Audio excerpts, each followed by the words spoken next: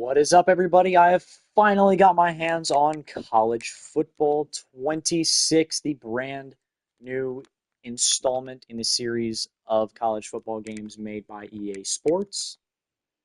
And I'm pretty stoked for this. I mean, they've made a lot of improvements to the game. As you can see, I have the early access, 3 days early access, in which we're going to be doing a lot of stuff, a lot of experiments. This is kind of going to be I'm hoping to make this kind of our main series running through this and Madden, just our college football universe. You know how keen I am on realism and all of that, and I think they've done leaps and bounds in both the gameplay and the recruiting, especially the transfer portal, to make this game more realistic. Another thing they did was they added real coaches. You can see Mike Elko. He's going to be our guy over on the right side.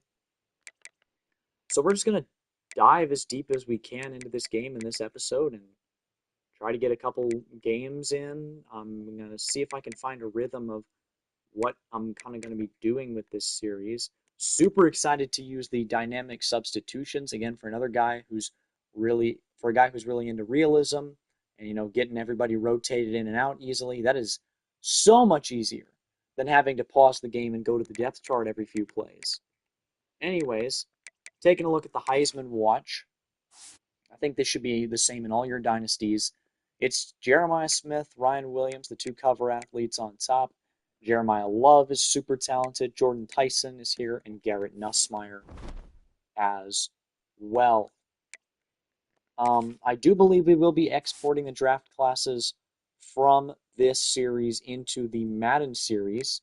So this series will determine the players for our Madden series, which is something I have wanted to do last year, but we didn't have a true Madden series last year. I'm hoping that will be different this year. Moving on, those were kind of just All-Americans. I kind of skimmed through them. Nationally, the the easy names. You got Max Clare, Ryan Williams, Jeremiah Smith, Jeremiah Love, Cade Klubnik. On the O-line, Caden Proctor is here with some other Alabama O-linemen, Jaden Roberts, Parker Brailsford leading the way. And then defensively, a couple of Clemson guys. They've got the best D-line in the country.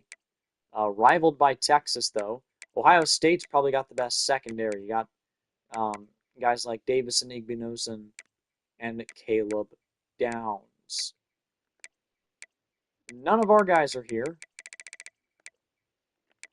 But if you take a look at the SEC, we don't have anyone on the first team either.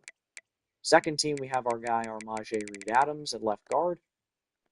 But that's it. That is the only player we have to our name on the team. Before we look at recruiting and stuff, I do want to take a look at the red shirts, the depth chart. Obviously, with the dynamic substitutions now being in the game, we're going to have to think about who we want to sub in and sub out every game and who we want to redshirt. Obviously, Marcel Reed's going to play. He's the starter. He has the key to this offense. The dual threat quarterback from Nashville, Tennessee, entering his third year. 90 speed is nice to see. He is an athlete, and that is for sure. The seventh-year quarterback, Jacob Zeno, is right behind him, 6'4" pocket passer. Wouldn't be surprised if he makes some noise. I should be looking at their player cards as well. Zeno's got impact development. You look at his skill caps. I mean, this is a guy who could have been really good, dealt with injuries, was a backup for so long at both Baylor and UAB before he actually got a chance. And he led all of college football on completion percentage when he did play. The freshman Brady Hart is here. He is a young freshman also. 3-star from Florida, committed here, flipping from Michigan. He's got some decent upside. However, I'm not really sure if he's ever a starter here. Eli Morcos, same thing. He's from Montgomery. Normal development. Playing time is what he likes. He is 1,000,000% transferring out this offseason. We're not going to get him any playing time. That's what he wants. He's likely going to end up going to a group of 5 school. Then Miles O'Neill, he was in the last game. He's got a lot more upside than some of these other guys, these freshmen, even though he is a redshirt freshman. But I think it's pretty obvious. Let's redshirt Brady Hart. Let's redshirt Eli Marcos. We're going to let our veterans play at quarterback. Running back, this is going to be a rotating position. Moss is our main back, but we also got Daniels, Owens, and E.J. Smith are going to tow the load as well. Smith is a senior, Owens a junior, Daniels a fifth-year senior, and Moss a true senior. Then you got DeAndre Ridden. He's out of DeSoto, big-time recruit. However, he only has normal development. I don't see him getting into many games this year, maybe on special teams. I'm just going to redshirt the guy. Trent Carroll, senior fullback. Yeah, he's a fullback. We're going to let him do what he does. Casey Concepcion is our big wide receiver one coming in from NC State. The junior likely will be back for next year, if I were to guess. I mean, if he has a huge season, he leaves for the NFL draft, but I can definitely see him returning. Terry Bussey is a dog. He is our wide receiver too. How does he only have normal development? What are we doing, EA? What is this? Come on, guys. Terry Bussey is a dog. Mario Craver, the transfer from Mississippi State, is wide receiver 3. Impact, development, and he's got a huge way to improve with his hands and his route running. That's great to see. True freshman Tristan Norman is here. 4-star recruit, impact development. We can keep him around for several years to develop. I'd love for him to be on the team for a while, and he likes conference prestige, so he will be around for a long time. Jonah Wilson is here. I believe he's a transfer. However, he's going to be in the mix. He likely doesn't. I think Norman's going to play day one. Isaiah Williams is here. Ashton Bethel Roman got into a game and looked really good last year. Isaiah Williams is going to be like our kick return specialist. I don't know if we redshirt anybody here just yet. At the tight end position, Amari Niblack is the guy, former leading receiving tight end at Alabama under Nick Saban, and then took a back seat last year at Texas, decides to backstab them and come over to the good side, as he will be tight end 1. You got Theo Malin Nordstrom, Thor here at tight end. What's up, Chili? Aggies on top? Yes, sir. And then we got the transfer from Nebraska, Nate Borkerker here as well.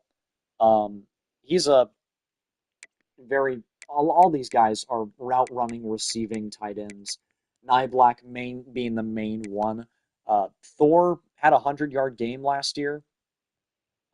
Casey Concepcion is a 90 overall. Yes, he is. He is a beast. We're hoping to have him this year and next year, assuming he doesn't transfer out. I did another sim where he transferred, so hopefully that doesn't happen. We have Mike O'Reilly here too, the transfer from Auburn. He has not really panned out. Impact dev, though, a little ways to improve. Thor's going to have 1 year after this. He's probably our starting tight end next year. Impact dev as well. But Borkerker and Niblack are going to be gone after this year. Keoti Armstrong is a gritty possession tight end, impact development. Wears number 21 at tight end, which is really cool. His deal breakers conference prestige. He'll be around for a while. We'll just redshirt him. And then you got Levi Hancock is a bench blocking guy, and Jacob Graham is a long snapper. Moving on to the tackle position, Trey Zune is here. He is a beast, 6'7", 320. He returns to the team after last season being our best offensive lineman. Lamont Rogers is a 5-star freshman, and he is going to play. What in the world is that face scan? EA, please fix that. Anyways, star dev, good to see from Lamont Rogers, 6'6", 330, hoping that he can stay around. Brand exposure is his um, deal breaker for now. Basantis is here. He is a redshirt sophomore, star development. AJ Bridges, I don't think I'm going to redshirt him. And then you got Ashton Funk and Isindre also here, who actually has star development. That's interesting. Ashton Funk has impact, so I think they become starters at some point. Kolanu Fau from Edmonds, Washington, is going to get the start again at center. He was a nobody going into last year, but made a name for himself on the Aggie O-line due to some injuries, and he is actually getting the go over the guy who was a starter a year ago, Mark Nebu, who for now takes a bench spot. He's still going to play a lot, and he's got impact development. Joshua Moses is the perfect candidate for a red shirt. The dude's a 3-star recruit. Impact development, has some decent upside, but he's just not good right now. Armajé Reed Adams, elite right guard. He is probably going to be going in the first round of our Madden class. He did go to DeSoto, committed to Kansas, played there for a couple of years, then came to us last year and just had an absolute breakout. Went from a middling offensive lineman to a star very quick. Decided to return instead of being a third-round pick. Blake Ivy is here, the redshirt freshman, former 4-star. He's only got normal dev. But again, you can have dev trait upgrades in this game. So he could technically get up to impact if we wanted him to. Or not if we wanted him to, but if we got lucky. Demetrius Crownover is back. This entire offensive line returns from a season ago. Ruben Fothery is also a senior, seasoned veteran, despite the fact that he's going to take a more supporting role with us. I wish he was younger because he's got good development. And then Marcus Garcia is going to redshirt, the true freshman, 3-star recruit, only normal development. His deal breaker's championship contender, so hopefully we play well and keep him around. TJ Searcy is a transfer from Florida. We'll have him for 2 years, ideally, assuming he doesn't transfer. But he's got star development as well. Pro potential is his deal breaker, so likely we keep him around. Dayon Hayes is also going to play a lot. Had most of his success at Pitt, but a year ago he played at Colorado. Was not bad, not good though. He won't start for us, but he'll be a guy. Ryland Kennedy was a guy for us last year. He, got into a decent bit of time. He is still young-ish junior. And then Landon Rink, I'm leaning towards redshirting at a 73 overall. Impact development, the 3-star freshman, has a ton of ways he can improve from Cypress, Texas. And he's not going anywhere with our conference prestige being his deal breaker. Cassius Howell, 88 overall. 2 years ago, he led the MAC in sacks. Last year, he was kind of the odd man out. He was like the 5th defensive lineman on the field with us. But with Nick Scorton and Shamar Turner and Shamar Stewart all off to the NFL, Cassius Howell is that guy. He's our top D lineman. And yeah, like I said, 2 years ago with Bowling Green, he led the MAC in sacks. He's now changing his number to number 9. Looks super clean. Sam Mpemba transfers in from Georgia. He'll get some time. Star development. Obviously, the Bulldogs they recruit real Jimmies and Joes over there. We'll have him for 2 years. Jaden Scarlett, the freshman redshirted last year. And he's got impact dev. We'll see him on the field a little bit. Solomon Williams, might see him as well. Star dev for Solomon.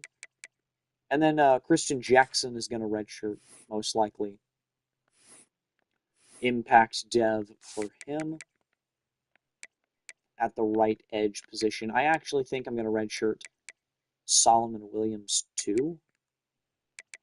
Yeah, Solomon's going to redshirt from Tampa, Florida. What are their deal breakers? Just checking.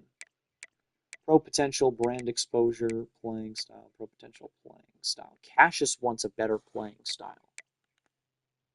Tyler Onyedim, the transfer from Iowa State, is looking to be the new Shamar Stewart. He is a D tackle defensive end type hybrid guy, 6'4", 295. Huge player. Hasn't ever put up the big time sack numbers, but we're hoping he'll do so this year. Albert Regis is back. This guy is intimidating. If you think intimidating D tackle, this is the guy. 6'2", 315. He wears a Darth Vader style face mask in game on his helmet. He is insane.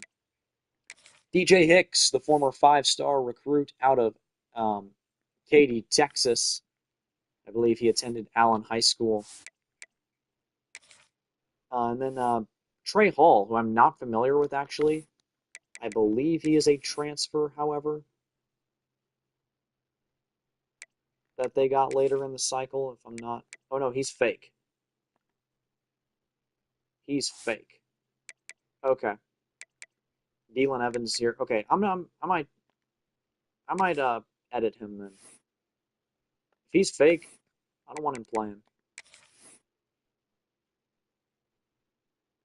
Yeah, we're gonna give Mr. Trey Hall a bit of a nerf here, since he is not real. 63, 79, 62. I mean, we won't make him terrible because like he's still a player, but we're not gonna make him a guy who's gonna play often. Play recognition, tackling will go down, the hit power will go down, the block shedding, the finesse, the power, the pursuit, all going to go down. Even the stamina, the toughness.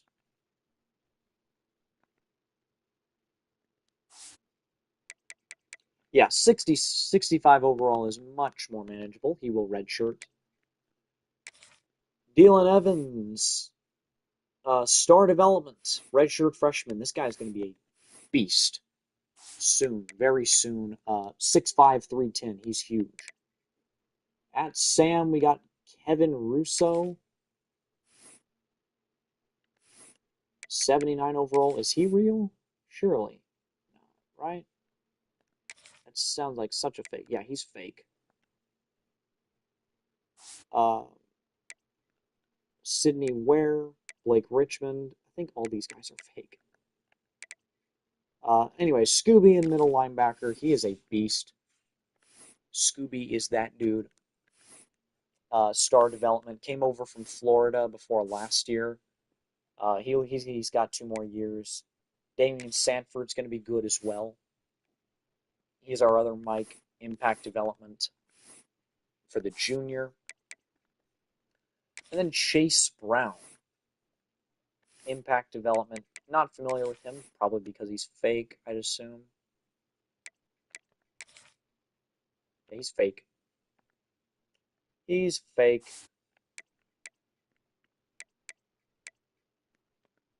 Forgot to redshirt you. He will play. Or, yeah, he'll play. Will be. You got Torian York. He is a beast. Tristan Jernigan, Jordan Lockhart are here. Chase Brown's going to redshirt. I forgot to look at the player cards. York might be a first-round pick, or he'll come back for next year. 90 overall, up to a 95 with the coach boosts. Impact dev. He's been a starter. The 3-star's been a starter since he got onto campus. Jernigan and Lockhart are players that were in the last game as well. Jernigan's got impact. Lockhart, nope, not York. Not York. Lockhart's got impact as well. Both got into time last year, didn't redshirt. That's something I might consider doing this year. Will Lee, the blanket, he is insanely good. Senior, transferred in from Kansas State before last year and became a star. Like, he got a pick 6 in the Lone Star Showdown. Julian Humphrey, a former Georgia starter, comes in. He's one of the fastest players in the game, 98 speed. He could be a kick return specialist for us. He's a bump and run, just like most of this, yeah, pretty much all of this DB room. Bravion Rogers, is here. I always think he's kind of overrated in these games. Doesn't really play for us in real life, but it is what it is. He's a junior. Humphrey does have star. Bravion has star. Des Ricks is a junior, transferred in from Alabama prior to last season. Became very, very good. Tyreek Chappell was the team's top newcomer in 2021. And then in 2022 and 23, I mean, he was very solid both those years. 2021 and 2022, though, was mainly solid. 23 was a little disappointing.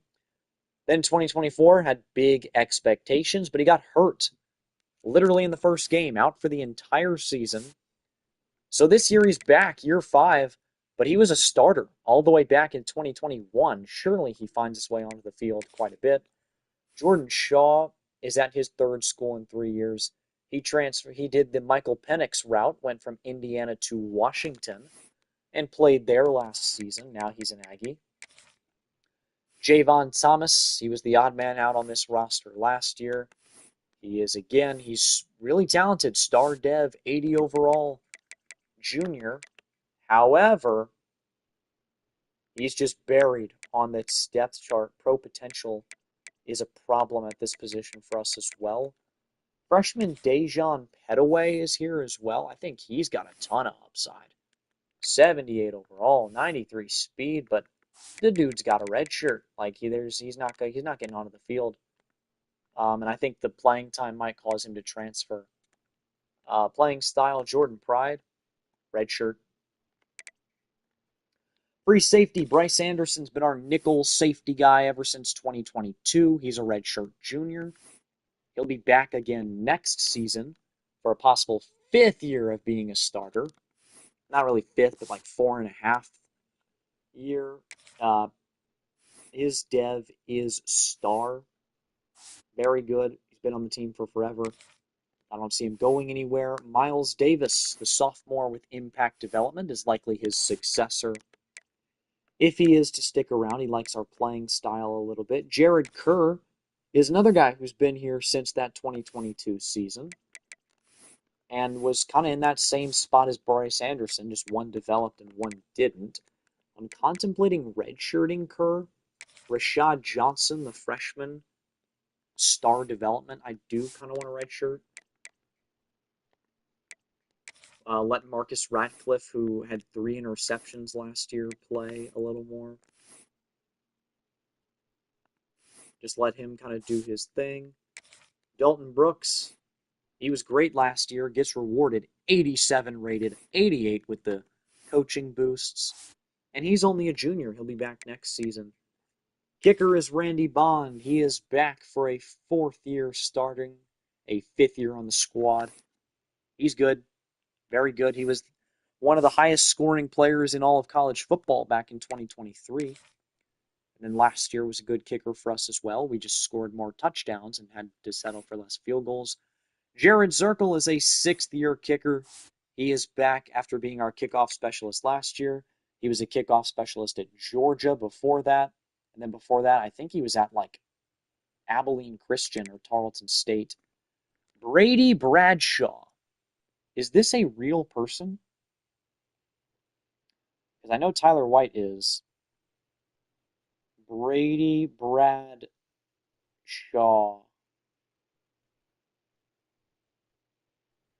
Brady Bradshaw, A&M.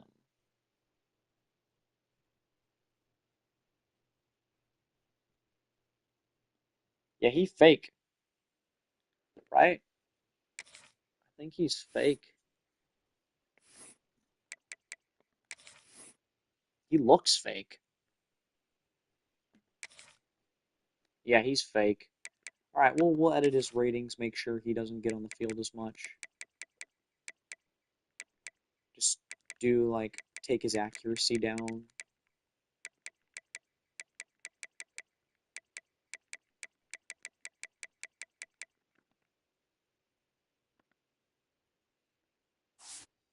Yeah, so Bradshaw, he'll be the backup to Tyler White.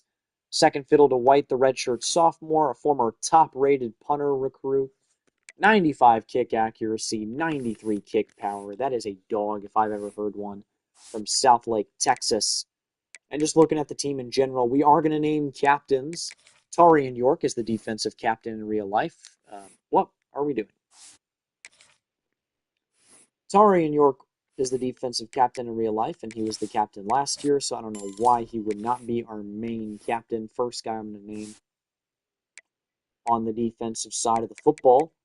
The other guy on the defensive side of the football I want to immediately give it to is Bryce Anderson.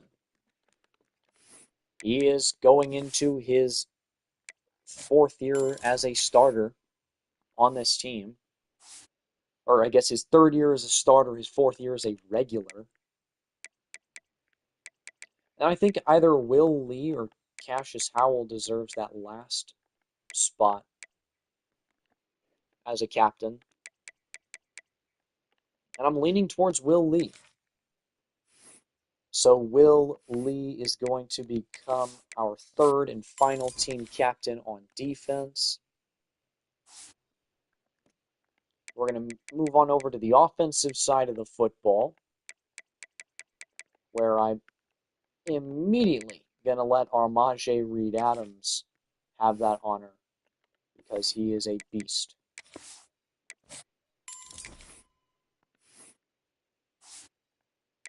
And then Trey Zune is going to keep his captainship from last season.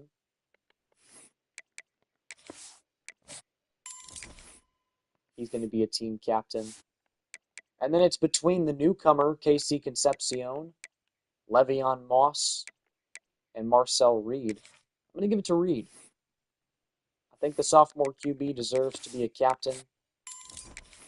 Hopefully keep him on the squad for the foreseeable future. His deal breaker is playing style. So if we throw the ball, or we score with him a lot, he's going to be happy. Now we'll do the depth chart. Reed, Zeno, O'Neal is fine. Running backs, Moss. Let's do Moss, Owens, Daniels, Smith. Fullback is going to be Carroll, then Thor, then Michael. Well, really just who has the best lead block? That's the only stat I look at for fullbacks is the lead block stat. Coyote Armstrong would be really good. So it looks like I'm going to put Mike O'Reilly as fullback too. Wide receiver 1 is without a doubt going to be KC Concepcion. Bussey is 2, Craver at 3, Norman at 4, Wilson at the 5, and then Williams at the 6. Right? Does that sound serviceable enough? This room is nowhere near as deep as it was last year, but I think Concepcion is by far better than anything they had a year ago. I think, yeah, Norman is the solidified wide receiver 4. Jonah Wilson. Ooh, 6'3" speedster is kind of nice. Think he actually plays over Norman.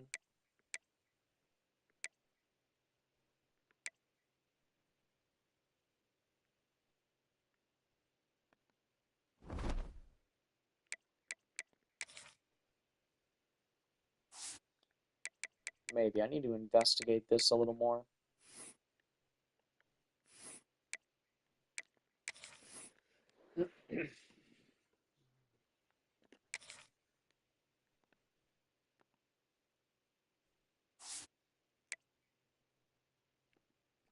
Is Jonah Wilson real? I think he is. I'm pretty sure he is. Yeah, he is. Where is he from? Where did he come from? I'm just curious, just for storyline purposes.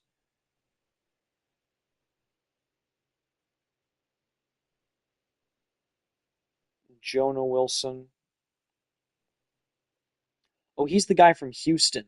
Yeah, I do know who this is. Yeah. Welcome to the squad, buddy. Yeah, you are going to be that wide receiver 4 spot, sharing it with a couple other transfers, like sharing the room with Concepcion, Craver, a lot of guys Tight end is Nyblack, then Orstrom, then Nate. Left tackle is Zune. It'll be Rogers and Fothery. Left guard is Reed Adams.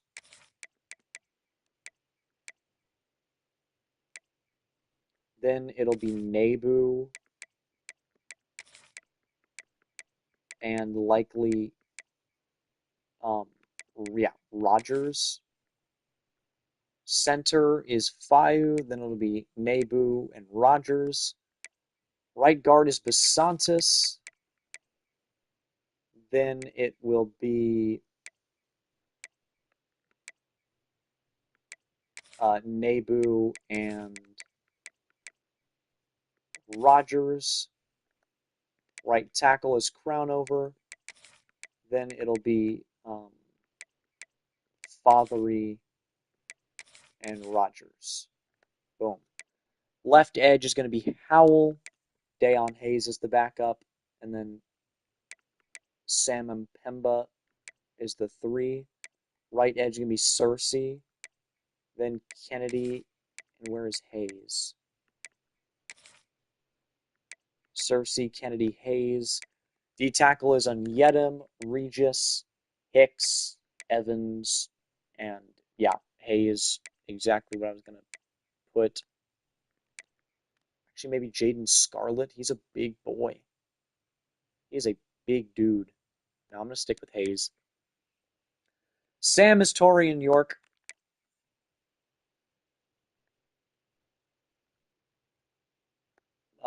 Sydney Ware is, and then Tristan Jernigan.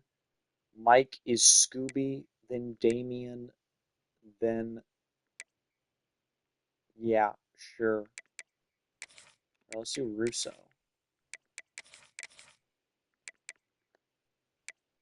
Will is going to be Russo. Yeah, that's fine. Corner is Will Lee, then Julian Humphrey, then Bravion Rogers, then Des Ricks, then Tyreek Chappelle. That's pretty explanatory. Bryce Anderson is the free safety. Behind him,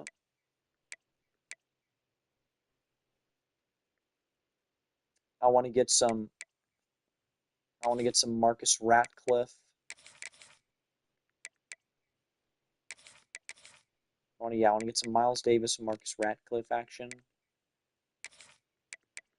Here I'll have Jordan Shaw as safety number 3. He's 6'1". Kicker is Bond, then Zirkle, then White. Punter is White, then Bradshaw, then Bond. Kickoff specialist stuff. I thought about Julian Humphrey, but now I'm thinking more Mario Craver. I said Isaiah Williams was going to do some of that stuff.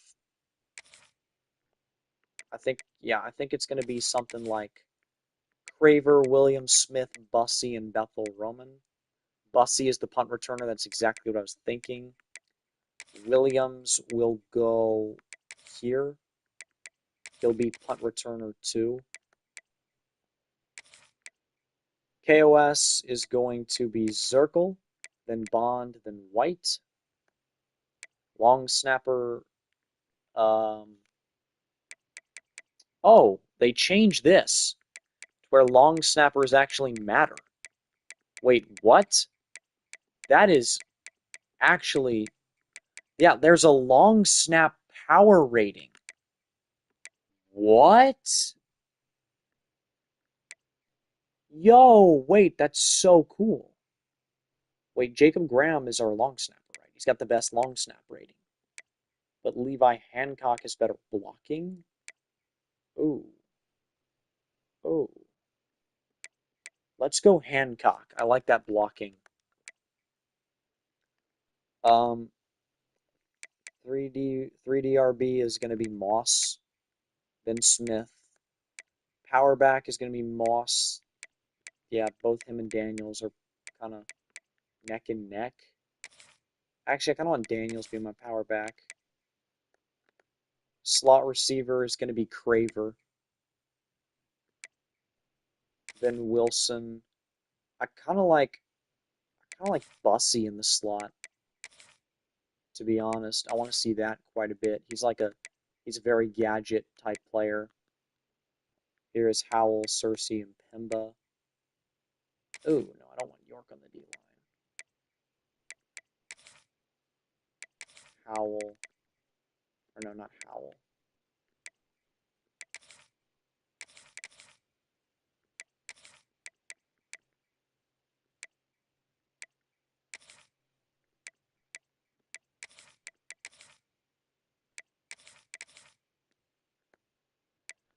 Our right D tackle is going to be Onyedim, Regis Hicks.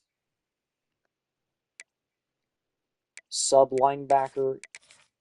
Kind of like Tarian York in the sub linebacker role, not going to lie.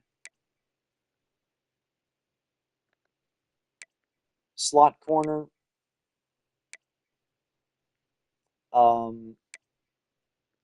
Julian Humphrey is just so freaking fast. Which is why I don't really want him in the slot. Yeah, I'm fine with Bravion in the 3 or in that slot spot. Chappelle. Ricks, maybe? Yeah, let's do Ricks in that 3rd slot spot.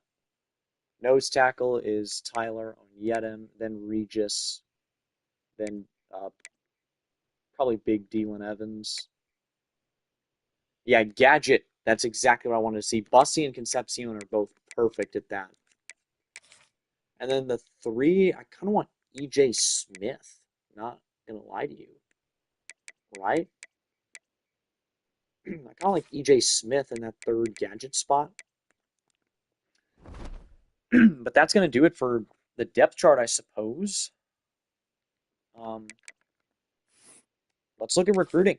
First recruiting of college football 26.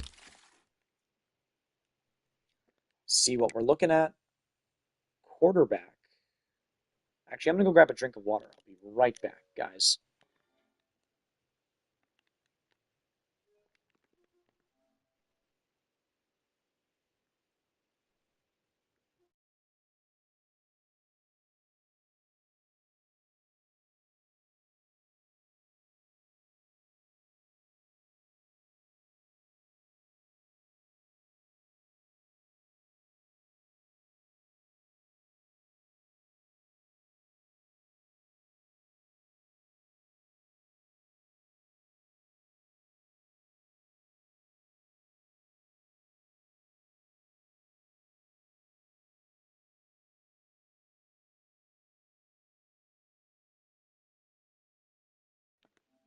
We are back. We're going to go to any state. George Yancey is the best QB in the nation. I'm going to take a look at my prospects. Gregory Ginn, dual threat from Mount Airy, Georgia. He seems like a pretty good player. Throw him on. Slade Ritter. Any relation to Desmond Ritter? Maybe. Jermaine Ballo? Maybe we throw him on. Ty Bars is a dual threat. Kevin Kidd. Rashawn Prince. Ooh, this is tough. I think I'm gonna throw Ty Bars, the dual threat from Colleyville, Texas, on. Oh my God, the 2 best running backs in the country are interested. Amani Ogba from Houston, Texas, and then Cedric Lewis has us at number 2, contact seeker from Clayton, Ohio. Deontay Tuttle, that's 3 5-star running backs, only 164 pounds. But another thing in this game is that, like, players weigh less when you first recruit them, and that's because they gain more as they get better. Arthur Kiki is just small. He's a blocker, doesn't really interest me. Gideon Agbana and Wayne Villa do more.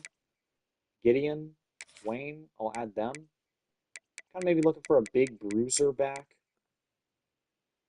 Didn't quite find that. Wide receiver. Any big time receivers interested? Top receiver in the country is Antoine Tunyon from Alabama.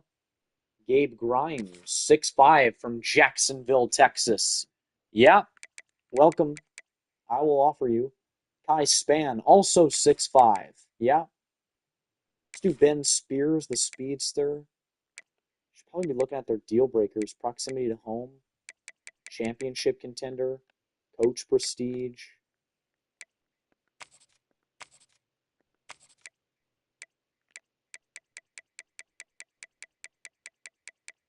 Whatever.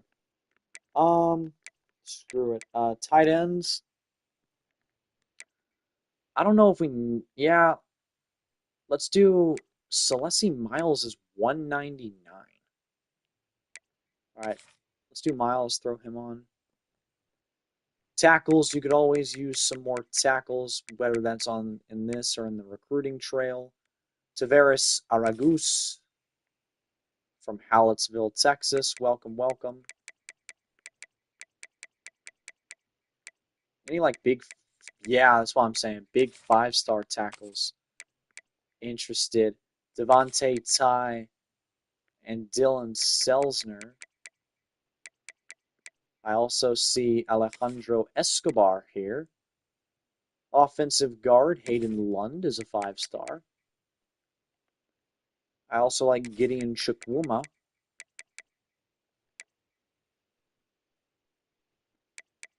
Center, let's do Dallas Straight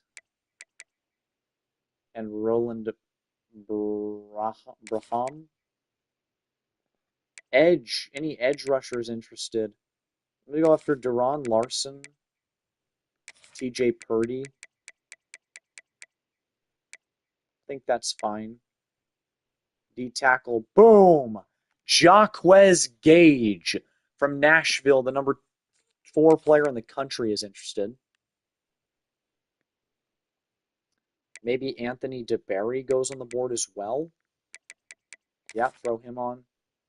Outside linebackers we can always use. A&M sucks at recruiting linebackers. Sammy Wimbush.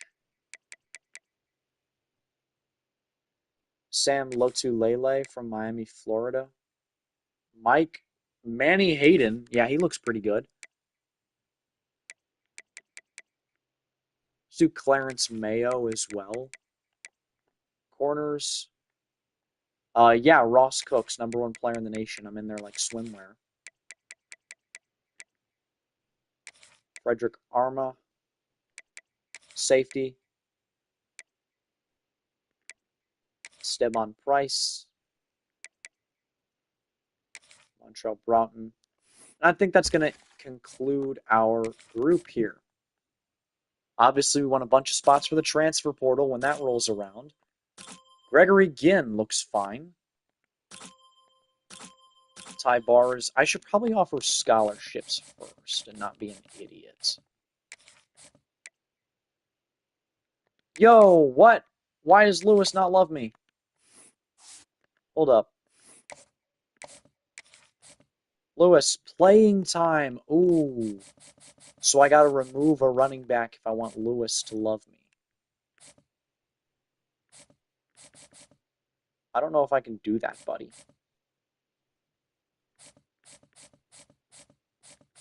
Yeah, having a playing time. Oh, hold on. Let me scout him first. Make sure he's not something insane. Oh, I can't even scout him because of the deal breaker. Yeah, get off my board. All right, so we're not going to get Lewis. We're going to focus on Deontay Tuttle and Amani Ogba. Scholarships needed. Need scholarship.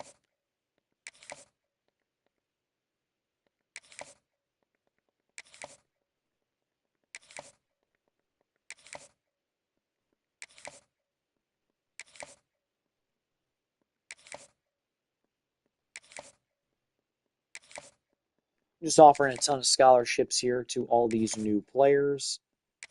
Super excited about a bunch of these 5 stars, these 4 stars that we are recruiting, and I am so ready to get into that transfer portal, that revamped, redone EA Sports College Football 26 transfer portal, if you know what I mean.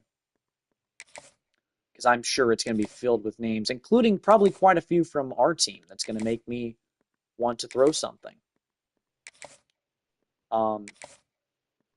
But this game is not supposed to be easy. Managing a college football program is not easy. All right, let's scout Amani. 6'1", 213, elusive bruiser. Oh, God, he's good. I love him. Deontay Tuttle, pretty skinny, but 83 speed. Ooh, I don't know if I like that. Gideon. Gideon is a bust. How about Wayne? Wayne Villa, 90 speed. I like it. Gabe Grimes.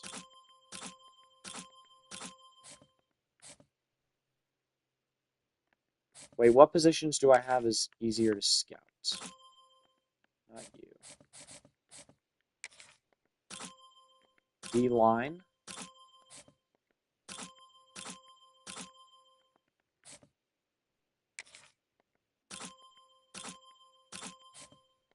No more gyms or anything.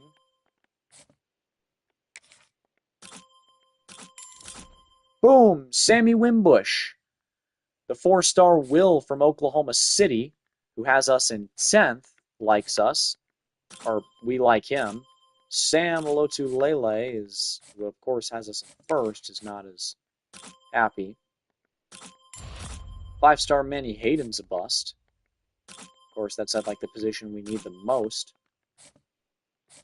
Corners, Ross Cooks. Wow. He is the best player in the country, and yeah, we can tell. We need him. We need him now. We're going after 3 5-star corners, which would be crazy if we could bring them all in, since our cornerback room is already stacked.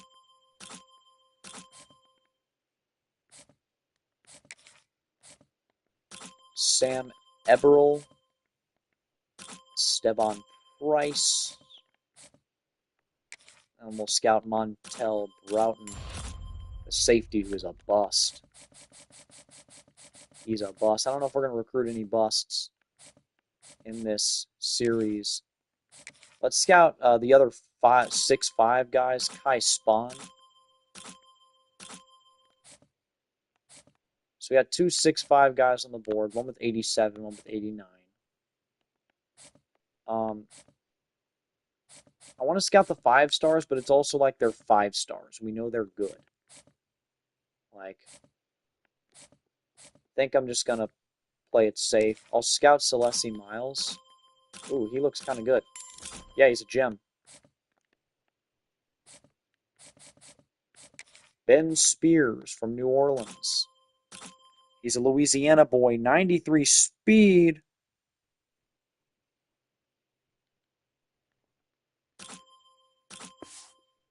I do not have enough points. Damn, okay. Yeah, I'll exit recruiting. And let's look at the schedule. Not that we're going to change anything because we want to go for full realism, but we got UTSA, Utah State, Notre Dame, and then into conference play with the FCS school. Who is this? This is the Citadel or something, isn't it? Who do we play? Oh no, it's Samford.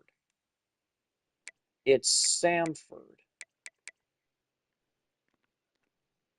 And then Texas, which is going to be huge. I expect 1, 2, 3, 4.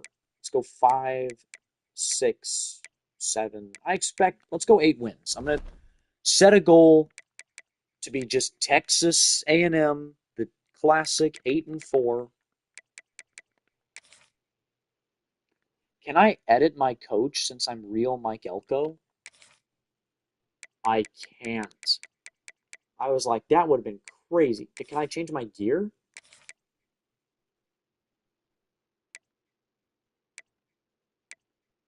Like, if I want to make Mike Elko all swagged up in one of these, like, If I want to make Mike Elko in a hoodie, can I do that? Hold up. I think I can I? Yeah, I think I can. I think I can make Mike Elko wear different stuff. I just can't change his likeness. That's a cool touch, if that's true.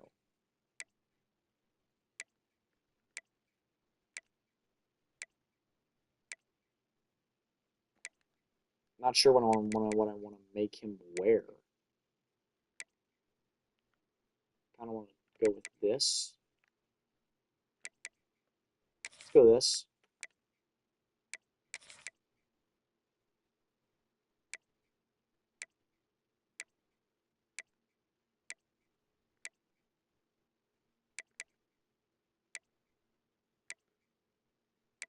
We'll stick with the regular pants.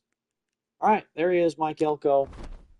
That's what he's going to be looking like for this series. Might have just picked the same thing he was already wearing. I don't even know. You can call me an idiot down in the comments. All right, we're going to week 0. College football is back.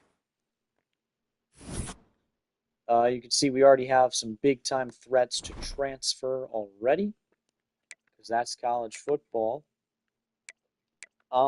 What not team schedule? I want to go scores and schedules. See what kind of games we're looking at across the country.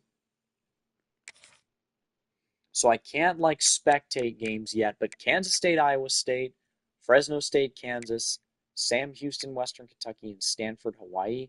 I believe there is another, like a UNLV Idaho State game that's also got moved to this week recently. It's not in the game yet, but um, that would be dope. Let's do recruiting. Let's do that. Get that out the way. Ty bars. Let me take a look at these ratings. Did I put auto recruiting on? I swear to God.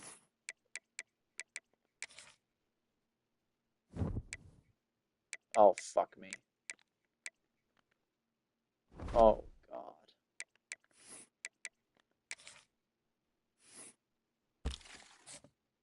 Uh, why? Why? Oh my God.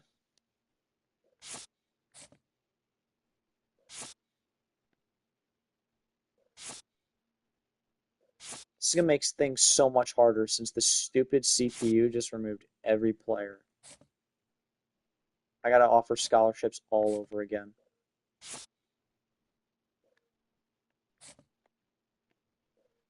It literally restructured my whole freaking board. Except for just a few players. Everything is different. Why did they do this? Why did I have to leave auto recruiting on? Okay, these guys are still here. Okay, so let's go remake our board, shall we? Gregory Ginn was the guy. Let's go to any state. Tuttle, I had. Also had Gideon.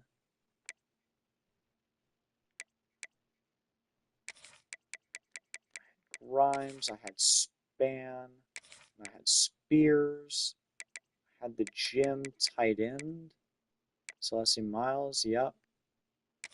Boom. I had you. I had you. Who else? Alejandro, that's right. I had you. You. I had you. I had you. And you. And you. And you. And you.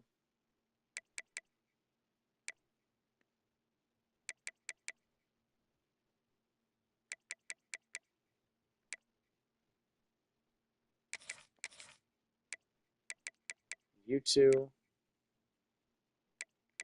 And obviously, Ross Cooks, I hate it that because this stupid thing removed him.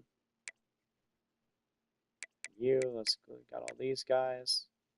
Yeah, okay. So here we go. What sucks is I'm going to have to re-give out scholarships to every player. But it's fine.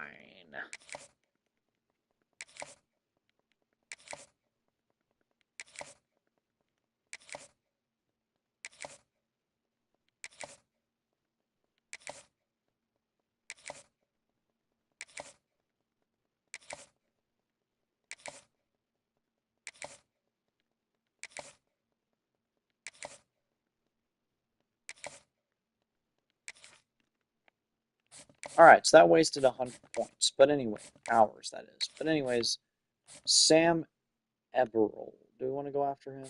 Yeah, he's a 5-star safety. I feel like we got to just go all in on pretty much all of our 5 stars. Gabriel Traore. Obviously, Ross Cooks is going to get everything we're going to throw everything we have at him. Hold on Manny Hayden or whatever. Clarence Mayo, I'm also going to hold on. Oh, shit. Sam Lotulelei. He might be. I think we might just get him anyways. Jacquez Gage. Boom. We want him very badly.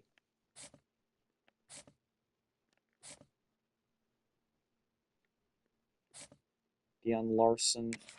Who looks better of Larson and Purdy?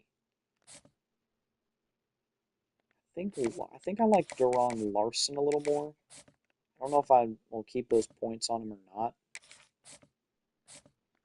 And then for here, I was just going to offer the 5 stars. Lund, we're down to 10th on his interest board.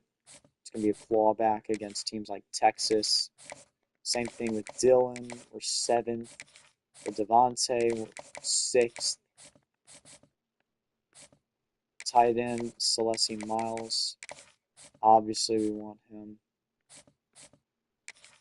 Who was fast? Grimes had 87, Span had 89, and Spears. Is Spears a gem? Not really. 6'5" with 89 speed for Kai Span kind of feels the best. Grimes was slow. No, 87 still isn't bad. Let's go Span. I'm gonna go into Kai Span. Actually, I don't even know if I want to go into any of them. Amani Ogba. I was gonna look at who is our better QB? Gregory Ginn.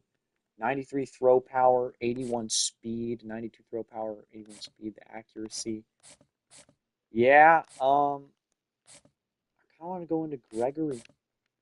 Yeah, let's go into Gregory Ginn. Let him have that. Halfback will go into Deontay Tuttle.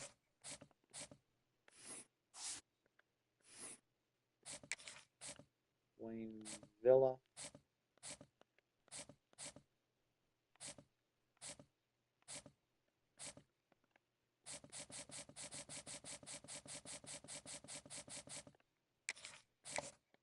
Alright, I'm still going to go into Manny Hayden then. He's going to get 40 points. And that's where we're going to leave our recruiting session for this week.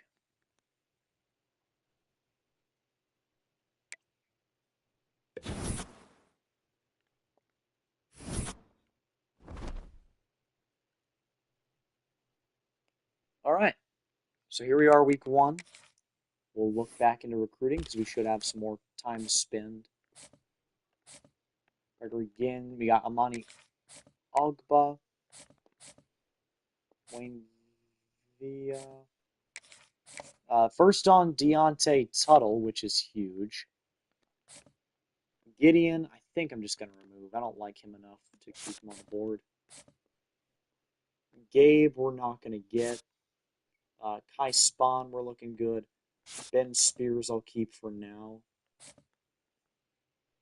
Alejandro Escobar, we're not going to get. Dylan Selzner, it's going to be an uphill battle. He's from Connecticut, too. Devontae Ty, we're gaining. Lund, we're gaining. I'll keep this Gideon on. Dallas Straight were... It's Memphis, so I'll leave him on. TJ Purdy and Deron Larson, I'll leave them on. DeBerry, I like Jacquez Gage quite a bit. To Lele and Hayden. Clarence Mayo. Yep, you. Ross Cooks, no, Notre Dame loves him. Robbie Ruggins, the other 5-star, is another guy I'm immediately going to put points into. Sam Eberle, we have the lead. Same thing with Montel Broughton. He's just not good enough. Nobody ready for a visit just yet. I think I just want to put points on another, like, linebacker. I'll go Clarence. I'll do 25 into Clarence Mayo. 25 into Sam Lotulelei.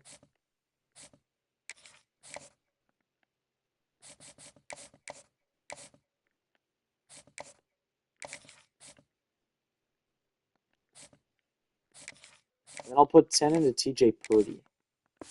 That'll be it. And now I think we might just start gameplay. Like, let's hop into a game, folks, shall we? See that play calling, see the presentation for the first time. We are going to be wearing our home uniforms.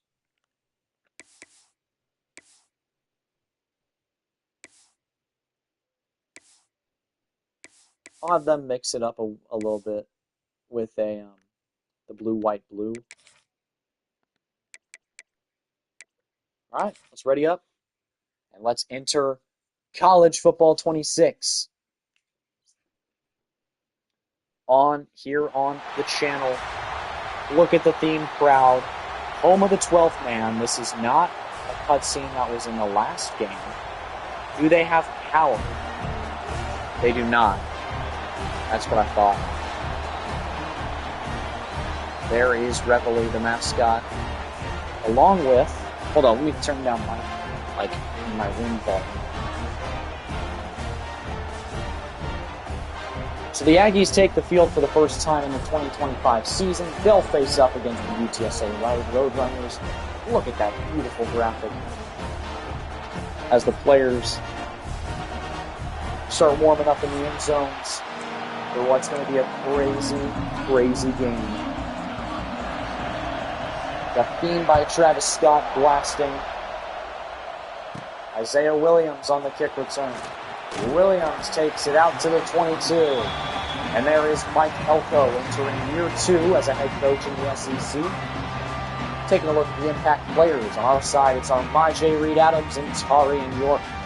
On the other side, I didn't quite get a chance to see, but one of them certainly is Owen McCown, the son of Josh McCown, and the quarterback.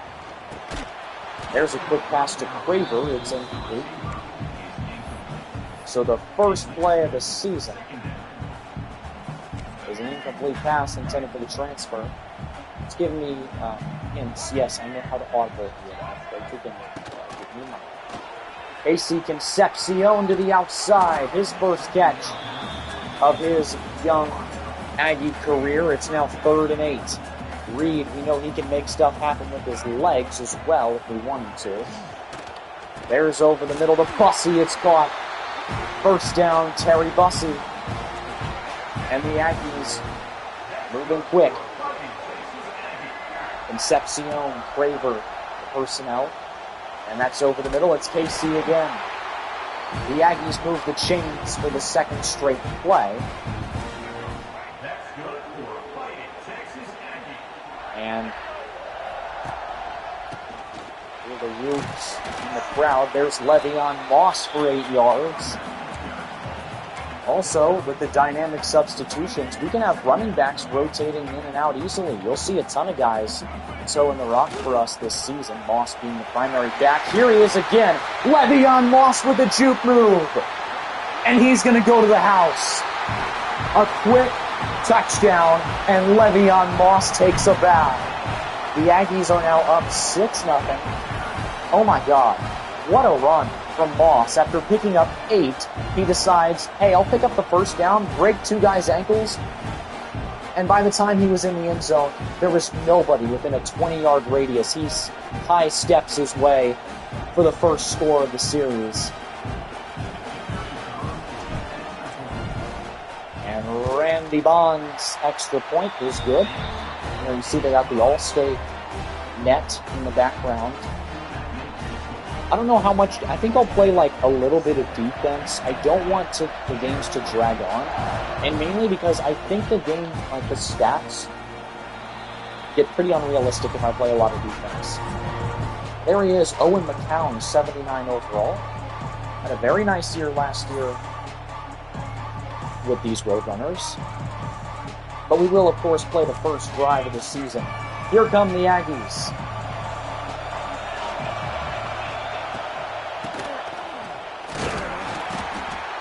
And there's going to be a tackle. What are my thoughts on the game so far? Amazing.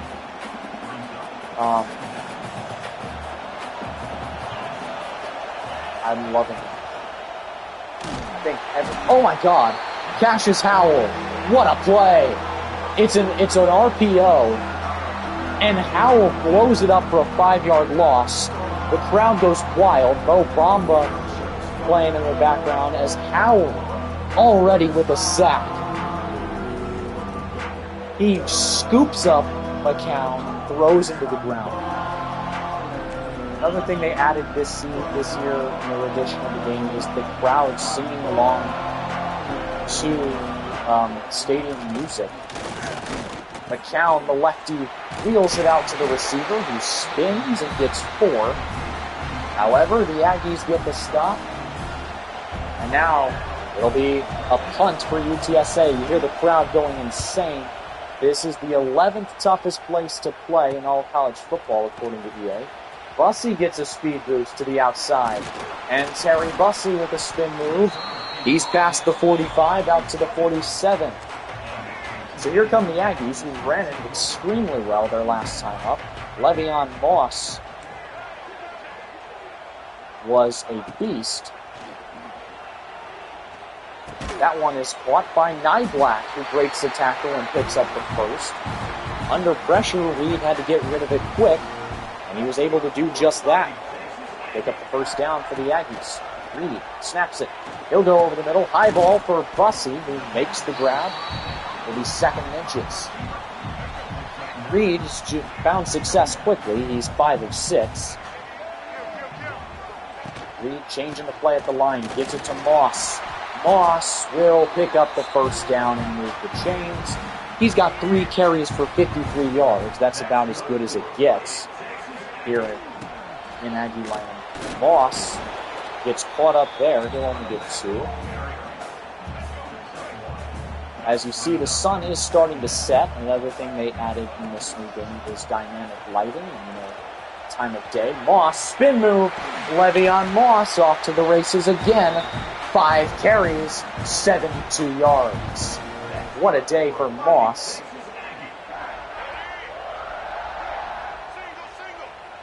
We will schedule him to come out of the game on the next play, but he'll get another carry. As here he powers forward for 2. So Moss comes out. It'll be Amari Daniels who comes in. So Daniels checks in. Here's the toss out to him.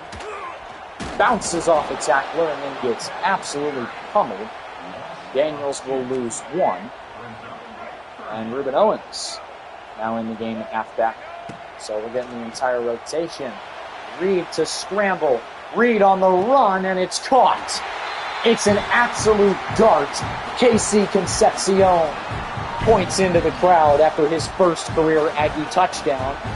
It is a quick 14-0 lead.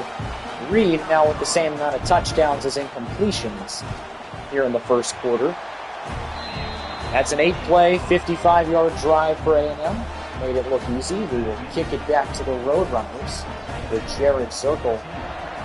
And the first few days on these games are always an absolute blast for me. It is just so fun, so fresh, every single time.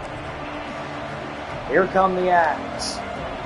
Scooby Williams, Tarian York, handing down the linebacker positions. Here is a quick wide receiver screen. It works well. Brings up 2nd and inches for UTSA. It's actually a screen pass to the tight end. The crowd going insane. Here's a quick pass, and it will be caught over the middle. That's going to be about a 20-yard gain. McCown is 3 for 3. And we'll let it breathe for a little bit. Devin McQueen on the reception. There after the sack, and then a 15-yard gain. Will now be 3rd and 1.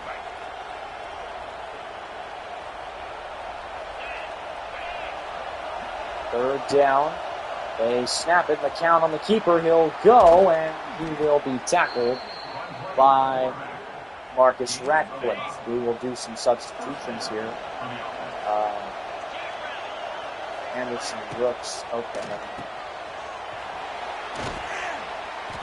There he goes down by Bryce Anderson. Victorian Clark on the catch. He's pretty good.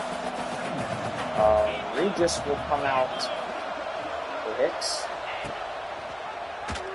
There's a good option play. Stutter step. He is tackled by Will Lee. It's 3rd and 7. The crowd going insane. DJ Hicks checks in. Play action, lobbing it up for the end zone. It is tipped and tipped again, and finally falls incomplete. So the Aggies get a stop. And UTSA bangs the field goal through. They're now on the board. It's 14-3. Texas A&M still on top here in the late first quarter. I don't know why our fans are acting like we just lost the national championship. However, we did just give up points. It was a good drive.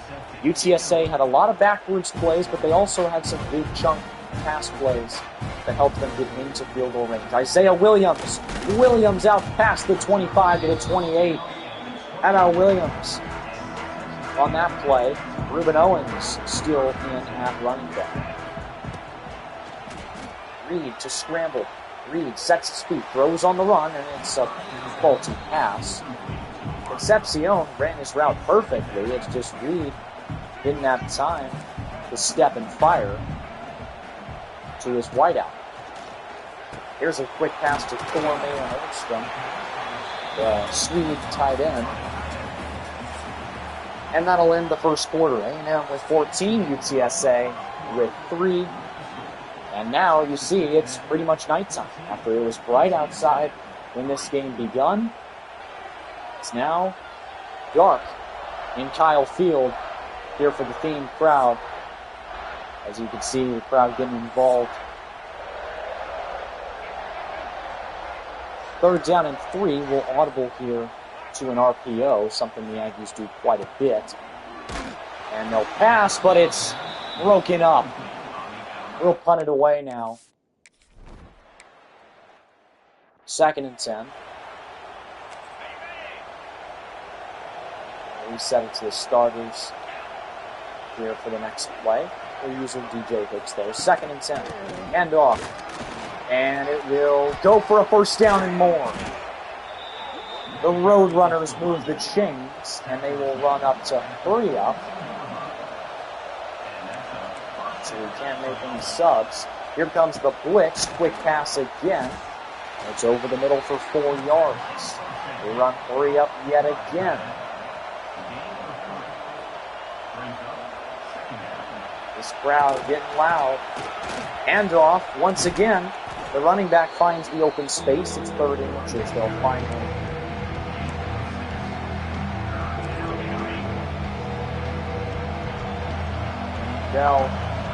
Bell's playing in the background.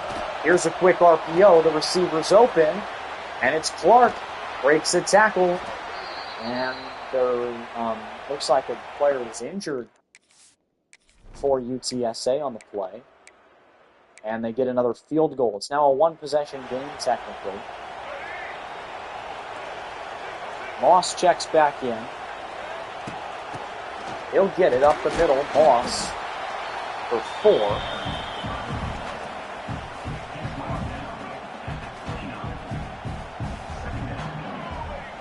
Now Reed snaps it.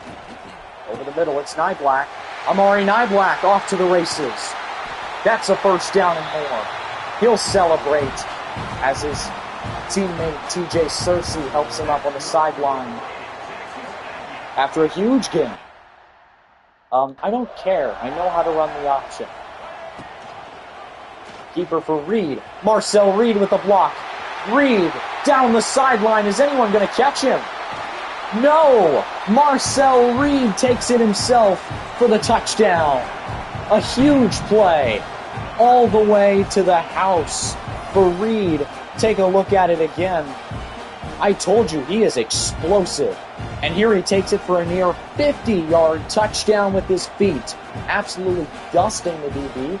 And then making a nice move to get the guy in front of him and fall forward into the end zone. Texas A&M now takes a multiple possession lead once again.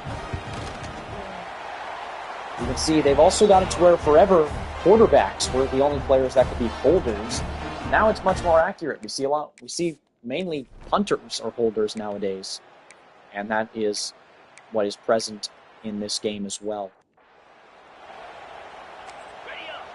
I'm going to do a substitution.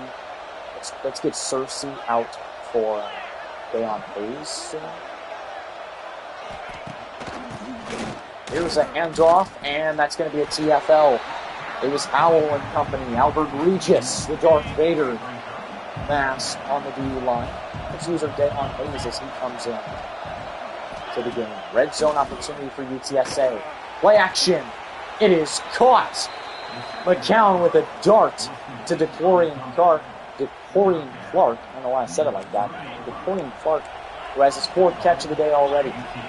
First and goal from the 3. This crowd trying to pump him back up after a big play from UTSA. What a move!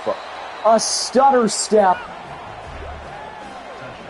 And UTSA is right back in the end zone. The first time this season, the Roadrunners score. And John Emery, how about that? The 7th-year running back. He was on that 2019 LSU team. Now, he's a UTSA Roadrunner and is what he hopes to be his first full season as a college football player. However, this PAT, which is good, makes it a one-possession game once again. It's 21-13 Aggies.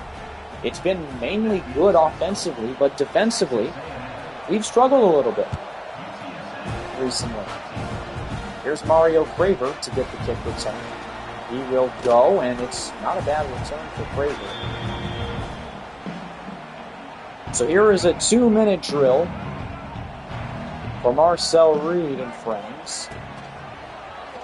Reed stepping up with his legs to pick up the first down. Again, he had that 43-yard touchdown run. That's just his second time running the ball today. Nordstrom is open, and it is tipped and incomplete. That was dangerous. Lobbing it up. Thor went to grab it, but it was in dangerous territories. Here's a pass over the middle. Same thing. High up. KC can't get it. So a couple of tough passes. That ball incomplete. Now Reed's going down. He's sacked. The Aggies go 3 and out, so for the first time this season, they'll send out the punt team. And now UTSA driving down the field. They get a field goal. So it's 21-16. Aggies only lead by 5 here with just 12 seconds to play in the half. We'd like to get a field goal here if we can. That one is caught by Niblack. It'll be a timeout.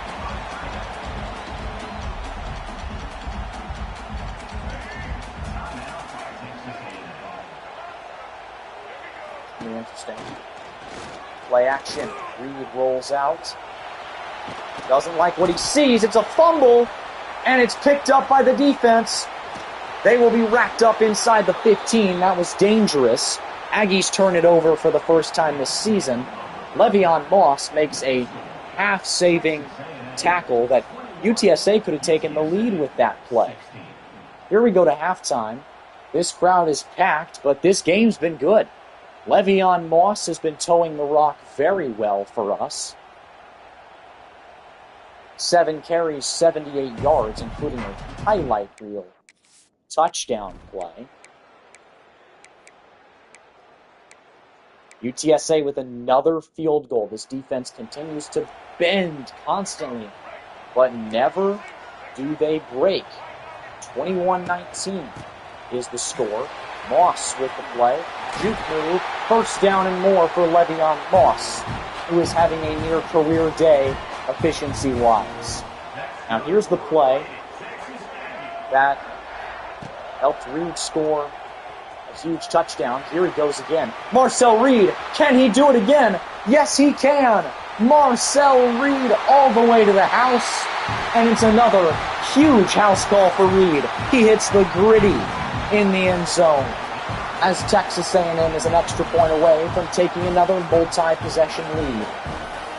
What on earth is this? Reed pulls it on the read option, and once again he takes it the distance. This time it's even further. He one-ups himself, and he's got 2 touchdown runs that combine for over 100 yards today. How about Money Marcel doing it with his arm and with his legs here for the Aggies as it's 28-19. The defense continues to do their thing. However, UTSA will score. It's a 2-point game. They refuse to go out. I got to hand it to them. They're playing us their best football here in Kyle Field. Reed rolls out. Doesn't like the look. He'll run. There's a 9-yard gain for Money Marcel. And now on 2nd and 1, they give it for Le'Veon Moss, who play gets blown up. He'll lose 3. Demelian Buxton on the tackle. Like Concepcion going deep here. However, we're just going to take it to Niblack. He makes the grab. And that'll be the final play of the third quarter. How about Reed? 111 pass yards, 110 rushing yards. That's good for 3 touchdowns on the game. We go to the 4th. But this game is not at all over. UTSA is playing us their best football. They've more than doubled our time of possession. They've had long drives, and they have been able to stay in this football game. Substitutions. Let's put Ruben Owens back out there on the field in a second. Moss has been a little bit cold recently. Here, yeah, he goes for 4. So 2nd and 6. Obviously, Owens won't be out here since it's 5 wide out. Oh my goodness! Marcel Reed is picked off.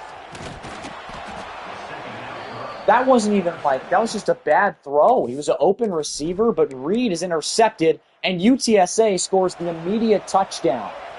The Roadrunners have their first lead of the game. And even though we've played really good football up to this point, Reed going down 2nd and 17, we are losing at home against a group of 5 opponents. Reed, screen pass, it's Owens. He will pick up quite a bit, breaking tackles. Ruben Owens with a 15-yard reception. How about it? Now I think we got to go back to our bread and butter. The read option has worked twice for over 100 yards combined. Handoff Owens bounces it outside. He'll juke and pick up the first. Time is of the essence, however. Less than 5 minutes to play in the game, and we're losing. Mari Daniels in at halfback. Here's the give to Daniels, who in 2 carries today has not broken even. 0 yards. KC has been quiet. See if we can get him the ball here, which we can. Good grab there by Concepcion. Brings up 3rd and 4. Reed. He's got Concepcion, Craver, Niblack, Owens all on the field here. They get it to Craver. Mario Craver moves the chains. Reed is 13 of 19 passing. McCown, 28 of 37. Handoff Owens, plenty of room. Ruben Owens pushing his way forward. 9-yard gain. He's been towing it quite well on this drive. Less than 4 minutes now in the ball game, folks. Quarterback wrap play. Reed is going to scramble again and do his thing. Hold on to the football, please.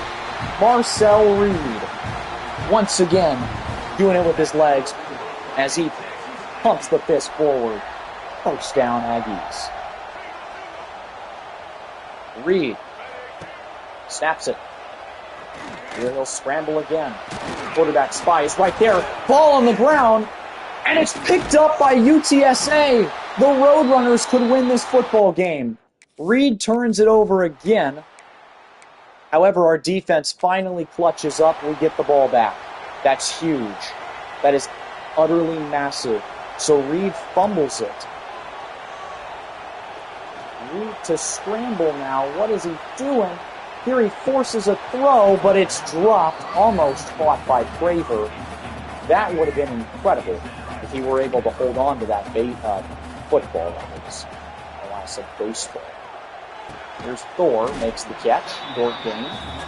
It's 3rd and 8 now. What do? Tick, tick, tick. And if you're Texas A&M, you're losing this football game. Owens gets the catch, and once again, he's doing his thing. Ruben Owens picks up the first down.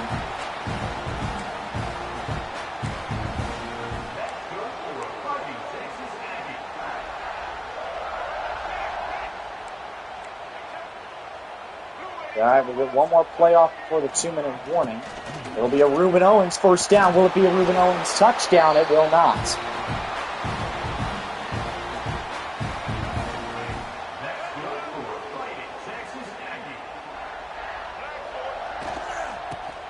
End off for Amari Daniels.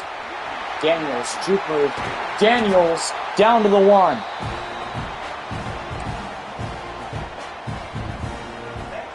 There's a big gain for Amari Daniels. Ruben Owens back in the game at halfback.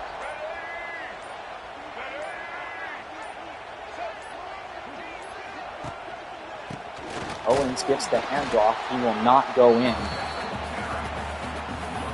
As we'll continue to milk this clock down, try and finish this game out with a dub.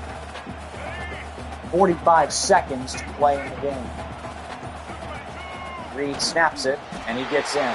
Marcel Reed, count them, 3 rushing touchdowns for Reed, and the Aggies take the lead.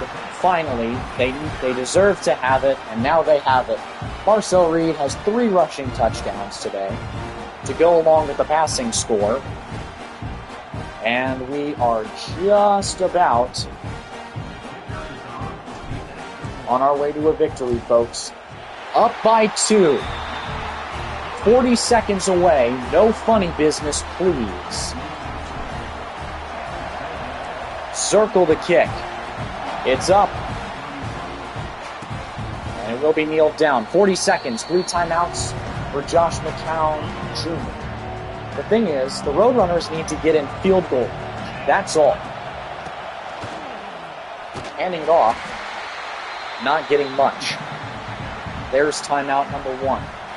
All of our starters should be out on the field right now. McCown sets his feet, fires. It's caught. A broken tackle. 2. And now he's hit in bounds. Another timeout. It's 3rd down.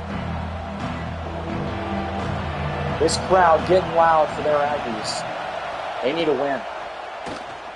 There's a check down, and it's wrapped up by Tarian York. 4th down and 1. The Roadrunners running hurry up. Our touchdown song is in the game. Nice. And that's a shot to the sideline. It's caught. UTSA has one more chance to get in field goal range. Here from the 46, it's a 63-yarder. No timeouts remaining. And McCown breaks free. Oh no. No. 1 second left. They hurry it up. Can they get back to the line? It's over. The Aggies win. What a thriller in week one. It should not have been this close, but they had the ball all game. We scored almost every chance we had. Marcel Reed with an excellent game, aside from a fumble and an interception. He had some huge highlight plays, ran it in 3 times. He ran it in twice. 2 touchdown runs combined for 100 yards alone from him. Both of our running backs were very good. Amari Daniels, I say both, not all 3, because Amari Daniels was stinky. Let's go. Yes, sir, dude. Marcel Reed did his thing. I'll take this from him passing if he's going to do this, running the ball. Moss had probably the play of the game with that juke move touchdown on the first drive of the game.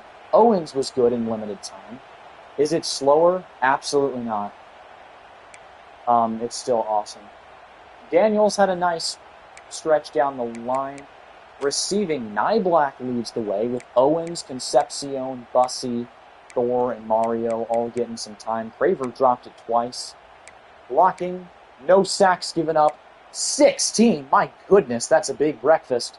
A lot of pancakes for Armajé Reed Adams today, who's shaping up to be a first-rounder. The defense wasn't all that good, but Cassius Howell had 4 sacks. Hello. Tyler Onyedim with 1. No picks. The secondary was very bad. 3 TFLs for Onyedim. Howell and Tyler combined for 9. Brooks, Humphrey, Regis Lee also get some. But that should not have been that close. I mean, I get it. They are a solid G5 program. Why on earth why couldn't we get them off the field defensively? I did forget to check what happened week 0. Iowa State, a very similar game. They get a close-ass victory. Rocco Becht played great. Avery Johnson, not as great, but he still was good. Mainly, Iowa State ran the ball way better. Kansas gets a win. Western Kentucky gets a win. Stanford gets a win. Now we will head into week 2. I'll be back dinner time. Sure. Go on ahead, my friend. We will be here grinding out college football 26. It still feels so good to say. After week 1, not really any crazy names that want to transfer. We move up to 20th in the rankings. What happened with the scores and schedules? South Carolina beats Virginia Tech. Miami knocks off Notre Dame week 1. North Carolina, Bill Belichick gets handed an L against TCU. Gio Lopez played well. In my opinion, he outplayed Josh Hoover. They just could not run the ball with Davion Gauze. Boise State wins. Delaware gets their first win as an FBS. Bowling Green. UL Monroe narrowly beats an FCS opponent. UCF, a 1-point victory over Jacksonville State. Who are they? Who is their starting QB these days? Ja'Cory Brown. They also have Cam Fancher, Taven Jackson. Ja'Cory Brown gets the go, gets outplayed by Gavin Wimsatt. Cam Cook is on this team as well. Good little team at Jacksonville State, by the way. Shout out to them. ECU with a huge upset over NC State in a big rivalry. Katen Hauser outplays CJ Bailey, who I think is a star, by the way. Really underrated in this game. Hollywood Smothers couldn't run the ball. London Montgomery could. That's the story of the game. And that's how they won. Where are we? FCS beats Oklahoma State. My goodness. Do they have Haas Lane?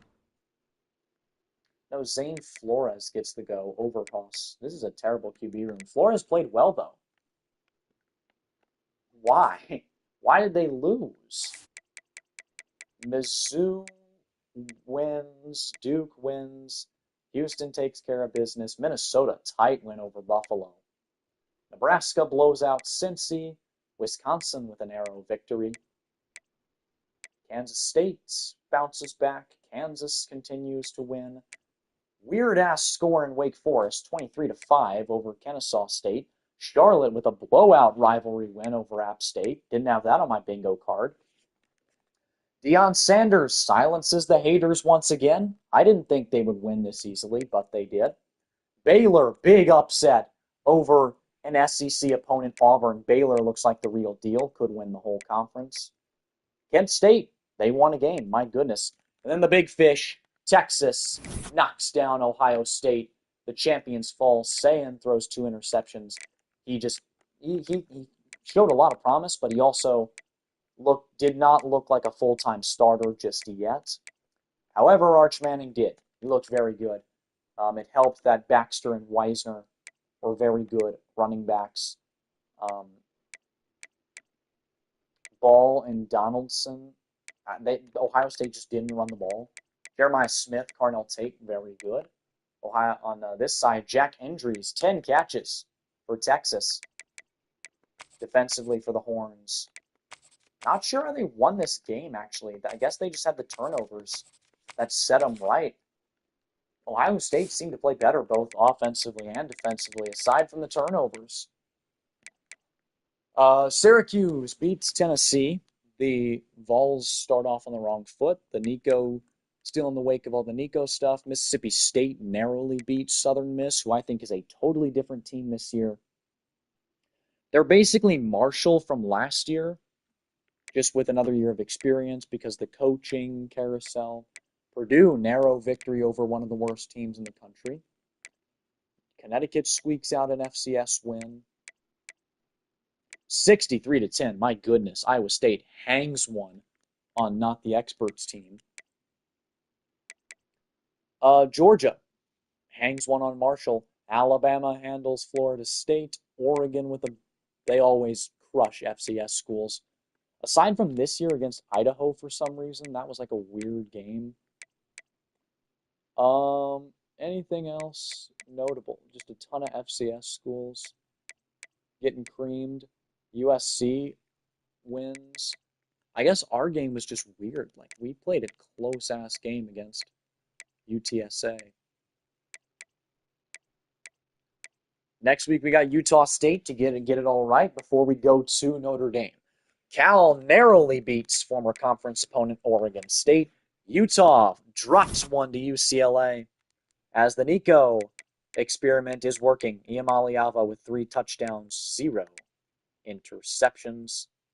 Devin Dampier ran it quite well. Tobias Merriweather with a nice day receiving. And then Rico Flores, same thing here for UCLA.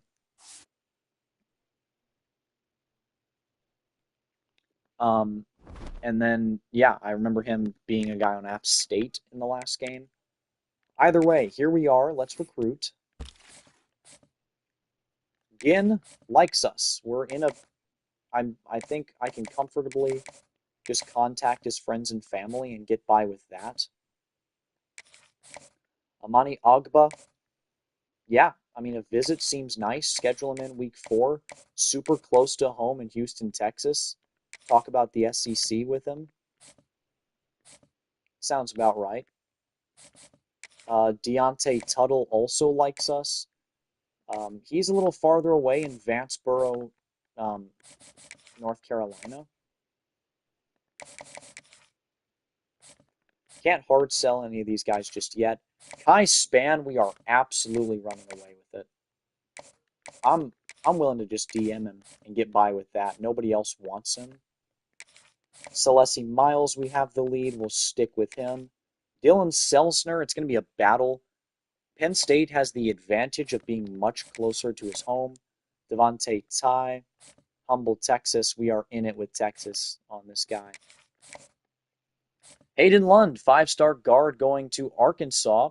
Hopefully we can shake things up there. Get back in this battle. Jermaine Huber, Dallas Straight still likes Memphis more than us. TJ Purdy, we're doing good. Deron Larson, LSU still loves, man. Jacquez Gage, first on him over Tennessee. Sam Lotulelei, looking good on him. Manny Hayden, looking good on him. Clarence Mayo, I can drop down probably. Gabriel Traore, first on him. Frederick Arma, let's give him like 5. Ross Cooks, no, dude, I need him. I need Ross Cooks so bad. We'll schedule him week 4, talk about playing time, because this dude's going to play immediately. He's so good. Robbie Ruggins.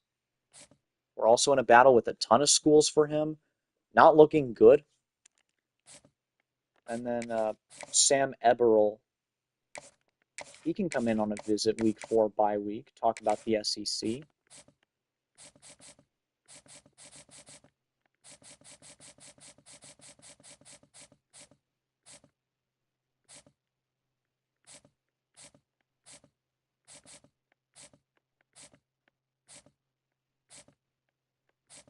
Yeah, that's going to be... No. I want to put, like, some more points. I guess we'll go after Wayne Villa. Give him that. And we'll play up against Utah State, I suppose. Last week was a thriller against UTSA. Let's hope we play a little bit better against Utah State. I can check the injury report. I don't think we have any. Utah State is a 71 gang. We should cream these guys. Pause. Actually, you know what? No pause. We should absolutely cream these guys. Injury report. Nobody. We are 100% healthy. What are the players of the week? I don't want to see that. It's going to be KJ Bolden, 2 interceptions from Georgia, up against Marshall, and then Daniel Jackson, 4 receiving touchdowns. Week 0, it was Trey Bell, Daniel Phoenix. How about in the SEC? Bolden and Branch, both. You could have thought that Cassius Howell would be there. 4 sacks is pretty good. All right, we're going to go with our white, maroon, white.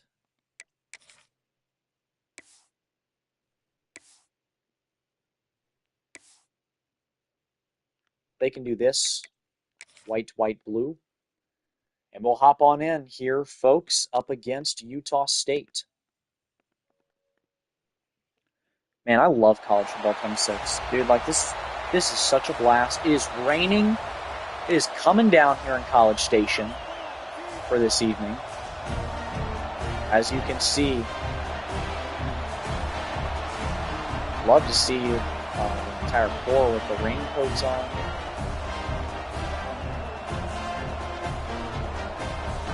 Theme music blaring, as it's going to be another crazy night of college football. The Aggies coming out in the alternate uniforms with the white helmets. The other Aggies, the inferior Aggies, have the audacity to come into College Station and challenge us, the 20th best team in the country. We'll kick it away to them, hop in on defense if we have to, which they convert on 3rd down. They are starting Bryson Barnes, who got some time at Utah a couple years back. 3rd and 4. Crowd loud. Barnes batted at the line. Scooby Williams got a hand up. And now Texas A&M will take the return. They punt it away. Would be a 52-yard field goal. Instead, they try and pin us, and it doesn't work. The 17 will have it. This offensive line is very, very good. All returning starters from a year ago for the Aggies. And it'll bring up Marcel Reed and Le'Veon Moss and the rest of this A&M offense. Here's Moss up the middle. He continues to run it well. Second and inches it'll be.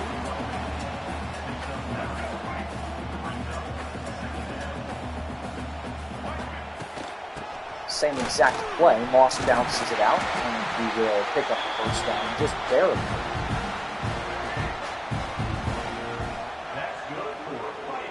Reed snaps it, He'll roll out. Doesn't like the look. He'll scramble, spin move, and it'll be a 9-yard gain for Marcel Reed on Marcel. He ran for 122 yards and 3 scores a week ago. And a victory over UTSA. Here's Moss to the outside. Stiff arm. But he still loses 2. He says, get out of my face. Here's a 3rd down. Reed, like Concepcion. Yeah, KC is butt naked over there, but he drops it. Let's be aggressive. Let's be aggressive. I'm gonna go for this 4th and 3. I want to run the ball here. FMV ball. Trust my defense. Never mind, I don't trust my fucking offense. Alright, Moss loses a yard. However, we only give up 3. We're losing against Utah State. Love to see. Absolutely love it. Here's Moss. He will get the carry. Trying to really rely on him playing that he's been bad. Here he's bad again. 5 carries, 10 yards. Alright, pal, if you're gonna suck, put Ruben Owens in. They snap it. Reed, man in his face. He'll run around him. Pick up the 1st down. I'm back white helmets, I see. Yeah, thought about a little switch up for week 2. It's usually not a bad idea to wear an alternate uniform against a lesser opponent. Reed snaps it. The give. Owens with a juke move. Slips off a defender in the ring. I'm trying to figure out some good plays. I like the I-form runs. Field art is so nice. I know, dude. Everything about this game is just beautiful. 2nd and 3. Reed snaps it. Handoff Daniels to the outside. Amari Daniels. Spin move gets 3. Oh my goodness, what a move. Amari Daniels. 1st down. Texas A&M. What a play. What a freaking play by Amari Daniels. Run that back, actually. Run that back straight just to the other side of the field. I got no A&M gameplay until this. It was a pleasure to bring you this A&M gameplay. Daniels is going to score on this play. Amari Daniels with a crowd stopper. Takes a bow as he has been the impact player so far today. 2 runs and 52 yards and 1 tub for Daniels. TD. Yes, sir. Nyblack is injured. He led us in receiving last week, so that's a big loss for us. 3rd and 4, let's hop on in.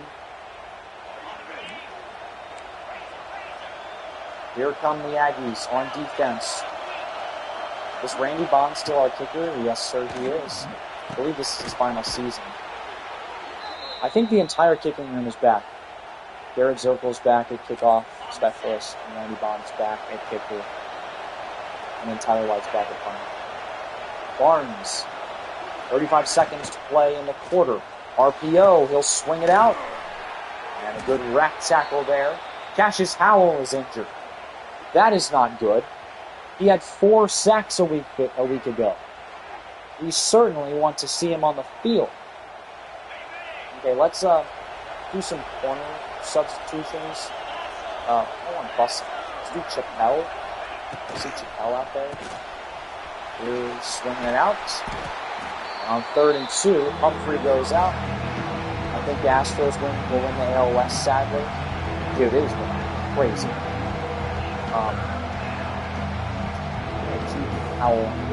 Yeah, they've been on a crazy run, is what I'm trying to say. They've been amazing. That series against the Dodgers just blew my mind. Barnes on the keeper, picks up the 1st. And the inferior Aggies. What's my favorite A&M player? It's a good question. I like Terry Bussey. Super versatile, gadget type guy. I think he could legitimately be the best player in the offense by the end of the year. Alright, Owens back in at halfback. We saw Daniels go crazy on that last drive. Here they give it to Owens, who gets caught up in animation. It'll be just a 3-yard gain. I thought EA wouldn't do it, but the crowd sings Mo Bamba. It's so cool. Oh my God. Reed sacked. It's Gabriel Inguez Jr. with the sack. Reed sacked for just the second time this season. That'll bring up 3rd down and 17. Money Marcel will just throw it away. Good defense by the Utah State Aggies. As here in the second quarter, I don't even know if Reed's completed a pass yet. It's now 1st and 10. We got it back. Niblack back in the game. Good to see. Play action. Reed, the little missed decision. He'll throw it away again.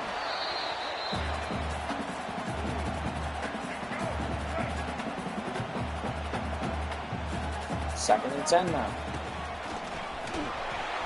Juku, Owens, 1st down, fumble, and it's recovered by the Utah State Aggies. Owens fumbles, it's popped loose, and then 1 step forward, 3 steps back. We give up a 1st down on 3rd and 18 as well. It's a 1-point game, and okay, Isaiah Williams with a 99-yard kick return touchdown. Yes, sir. That is the kind of luck we need on our side. 1:38 now. Quick drill for Marcel Reed here. Owen's going to get the fuck out of this game. I want Moss. Reed on the run. It is caught by Bussey. What a catch. Falling backwards. That is Reed's 1st completion of the game. We're about to go to halftime. Hey. That is nasty. Quick pass, it's Craver. Cravers kind of got caught in a weird situation where, you know, you got to spin one guy, but there's another guy there. Anyways, doesn't make anybody miss. Gets wrapped up for the loss. There's a quick pass, it's Bussey. Terry Bussey, past midfield. Stop celebrating, we're running, hurry up.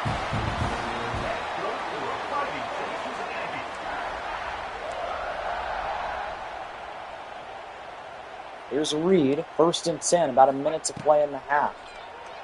Quick screen pass from Moss. There's a spin move. And we will pick up the 1st down.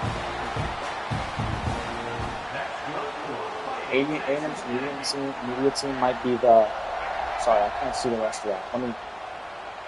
I'll respond to you in just a second, I promise. I had to boot up the... to see the rest of what you said. Alright, Reed scrambling out, taking it short. Niblack with the catch. I kind of wish he dropped it because now we got a wasted timeout, which is pretty. A&M's medium team might be the best. Yeah, well, I agree with you. 42 seconds left. Reed snaps it. The pass, it's Craver. Craver, 1st down and more. Misdirections, down to the 5. Mario Craver, let's run, hurry up, please. Stop celebrating. I would love this if this was any other time in the game. I'm trying to get a multiple possession lead for the 1st time in a while. Moss gets absolutely stoned. He has had a rough day. You know what? Let's put Amari Daniels back in. He did his thing his last time on the field. Throw him back out there. What's up, dude? Daniels doesn't get in. Do coaches wear headsets? I don't know. Real coaches are in the game, and the coach customization is really good as well. Alright, 3rd and goal. Daniels will get the carry. And if we don't get this, it's going to be trouble. Handoff. Daniels goes down. We're going to have to run. Hurry up. We're going for this on the goal line.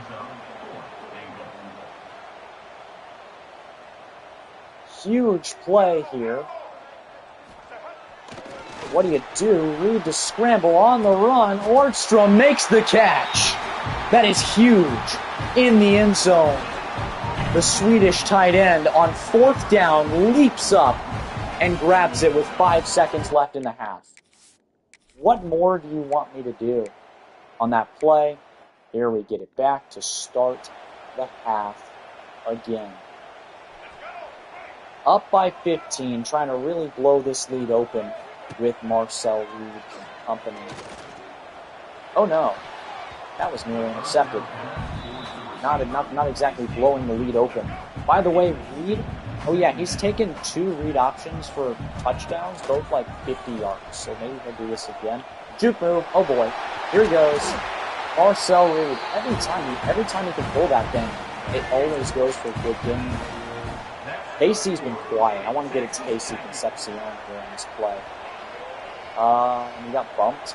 Here he finally has some separation. I'm past the line of scrimmage, though. I think they'll decline it, however.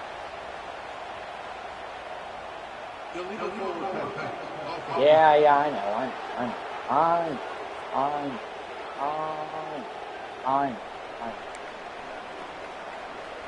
So they do decline the penalty. It's 2nd and 10.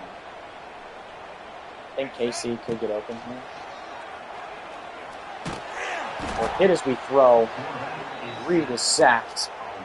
And I say we just run the ball here. I'm not trying to throw a pick or anything. Some high risk, or low risk, high reward type plays. Moss gets caught up on his own man. He's going to lose like 17 yards here. 11-yard loss for Le'Veon Moss. That rhymes. Lakers in 5. All right, we get the ball back. Hopefully, why do I get the same coach suggestions every time? Let's go Le'Veon Moss. And I want to get him some more yards because he's been really bad. Hand off Moss. Yeah, he's going nowhere. He's been dreadful today. 8 carries.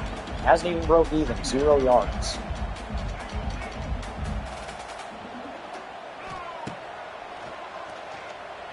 That one's going to be caught by KC. 3rd and inches. Let's go instead of Bussy. Let's do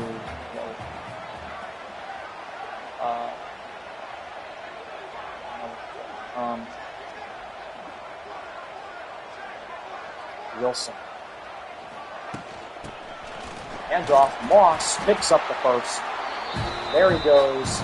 Le'Veon Moss able to move the chains like Wilson over there, the transfer from Houston.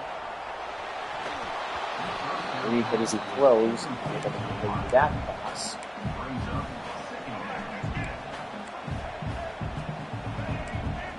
Kind of like KC on the drag here. Ooh. Reed to scramble, he'll pick up 7, I believe. I don't even know. Did we lose yards in the last play? What happened? Whatever. Big 3rd down here. AC Concepcion with a short catch. We'll run up tempo. Van jamming out after a nice game. Reed on the run sees a wide open Mario Craver who makes the sliding catch. Craver points for the 1st down.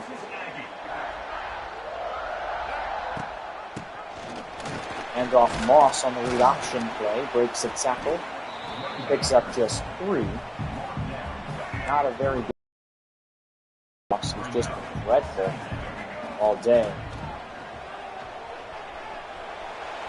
Reed on the run, and it's incomplete, intended for Concepcion. 3rd down and 7.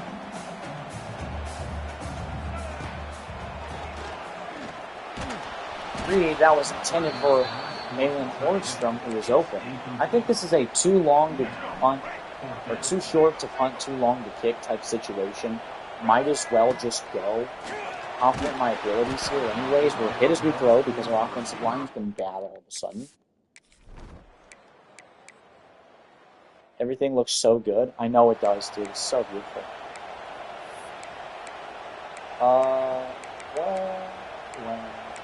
Let's see. Concepcion. Do a play action, just deep shot, shall we? I want Nyblack on like something. reliable as well. Yeah, that's reliable. Niblack with the catch and the toe tap. Marcel Reed. Money Marcel getting it over to his guy.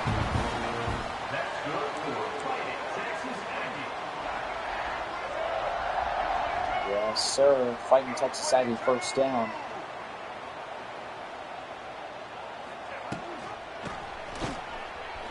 There's Moss on the run. He picks up a first. Nice play there by Le'Veon Moss. Still having a rough day. E.J. Smith will check in at running back. Motion for Mario Craver. He will go, and he will pick up 4 on this short catch.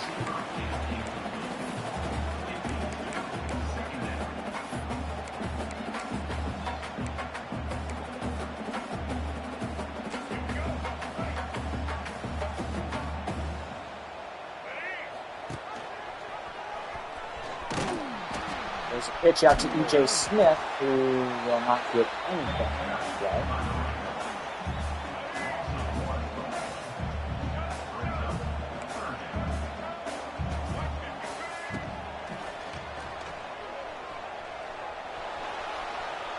Reed, trying to go forwards, ends up getting just a yard.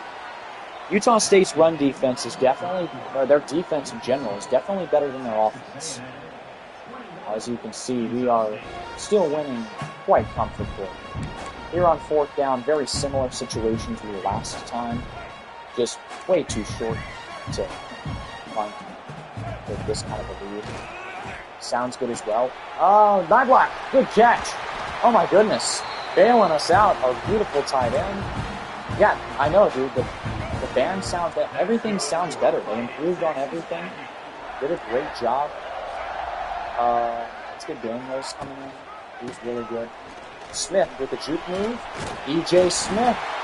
That was better than any run I think he had all season last year. He comes out. Amari Daniels joins. They're getting at halfback. He pitches it out. Daniels might have another rushing score. Instead, he gets wrapped up. It'll be 2nd and inches. 5 carries, 65 yards for the redshirt senior.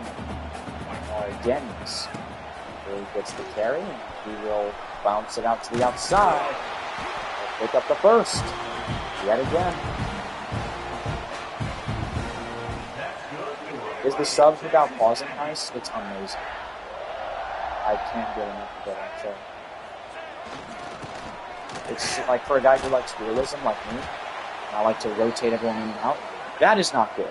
Trey Zune and Chase Basantis both injured on the same play. Those are 2 of our 3 best offensive linemen. Daniels, we'll see if he wants the ball. If not, it'll be Orgstrom or Knight. Nice, we got a pancake. This might just be a keeper. I think it is. Reed won't get it. He actually gets sacked. We'll substitute Lamont Rogers, the freshman. Here we'll run the same play, but we'll have Orgstrom on the side. Get that touchdown. Thor with his 2nd receiving score of the day. And Texas A&M takes a 28-6 lead. They get the ball right back. I saw Marcel Reed was hurting pretty bad. I think this will be his last drive here. 1st and 10 in opposing territory. Reed snaps it. He will roll out, throw over the middle, caught by, dropped by KC Concepcion, who continues to disappoint me this game after a nice showing in the first game. Reed snaps it. Pass nearly intercepted, once again intended for KC. But once again, it falls incomplete. I feel like every time I throw his way, it just...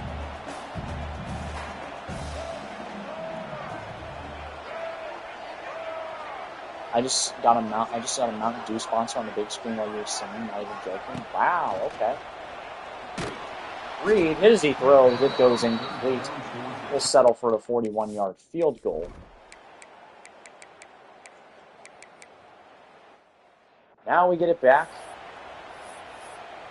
I want to make the jet touch pass one of my favorite plays.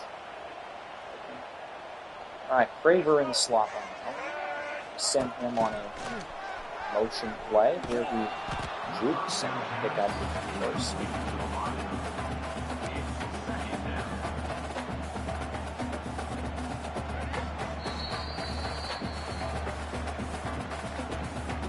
I just saw it again when you send one at the smaller screen. Zeno is going to come in next play. As is Le'Veon Brooks. What a pancake! Lamont Rogers, the true freshman, paving the way for Amari Daniels. Here comes Jacob Zeno alongside Le'Veon Moss. Dang, Moss is hit. It's so awful this game. Alright, let's see what we have in Wilson. Never mind, Zeno's going down for a massive sack. Okay. I haven't had to play defense all game because we've just been so freaking good.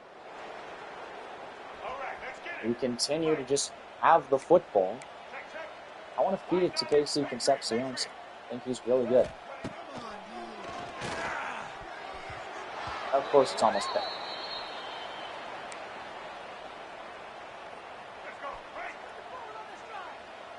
Alright, I think this might be the last time this game that we throw the football. Casey is open and makes the catch. First down. Jacob Zeno with a 17-yard pitch and catch. Zeno with a handoff to Moss. DeSantis hurt again. Next play, let's have, like, nobody good come in. Bussey, Wilson, Craver. Let's do Ordstrom. Let's do Rogers. Let's do Fothery. Let's do Akua, Mabu, and Ivy. Oh my god, almost intercepted. Zeno, what are you doing again? Oh, it's substitute. Alright, pocket passer. Yeah, I can tell. Alright, Jacob Zeno snaps it. The screen pass for Le'Veon Moss. Catch and run. We will make the play. We'll run down the clock and just kick a field goal. And then we'll have a chip shot. Just for, not chip shot, but like, never mind, we missed it. Just trying to increase that lead. We've won this game. I think they're just going to run it out. We do get the W. 31-6. We hold them scoreless in the second half. Reed wins player of the game, 172 yards. Not a great completion percentage, but 15 of 27 isn't bad.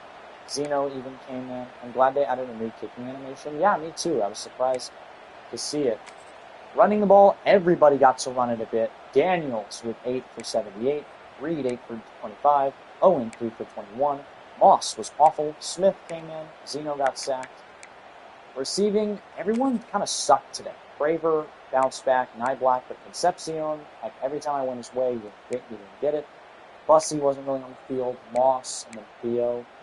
Blocking was a little worse, but Santos gave up a pair of sacks. Reed Adams, 29 pancakes, no sacks so far this season. On the defensive line, Cassius Howell went down with an injury. But Onyedim, Searcy, York, Hayes, and Hicks, all with sacks. Will leave the blanket with a pick as well. So Tyler Onyedim already has 2 sacks. That's kind of what he's been putting up in seasons at Iowa State. And, you know, like people said, he got this high rating because they expect him to take the jump with A&M on that defensive line. The Aggie D-line is no joke. Like, we're really good. High Bars has locked us out. We're up to 17th in the country. How's the soundtrack? A lot better. They have like band, college football band versions of a lot of famous songs, like modern songs as well. Then they also have like some fight songs mixed in. I'm not listening to it right now for copyright reasons, but I think a lot of people are going to like it or not, well, prefer it to last year's. As you can see, we've ran the ball well this year. Reed's our leading rusher. Nyblack, our leading receiver, did not have on my bingo card. Reed Adams, 120 snaps, no sacks. As you can see, Howell should be back to healthy for game number 3 against the Irish. As you suggested, Troy, these are the Fighting Irish up next on our schedule. Nobody's hurt. We're still all healthy. Players of the week, as you can see, Kentucky upsets Ole Miss again. Jaden Maiava, what a game. 7 total touchdowns, 521 all-purpose yards for USC. Ashton Hampton with a good game for Clemson as well.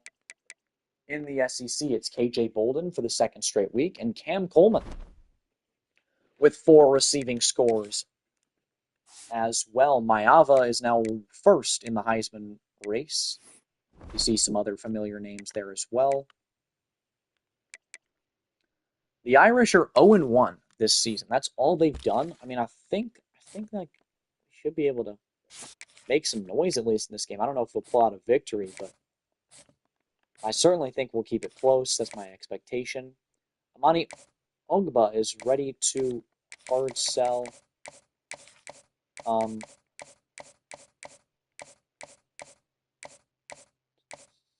do we give him? Conference legend. Yeah, that'll work.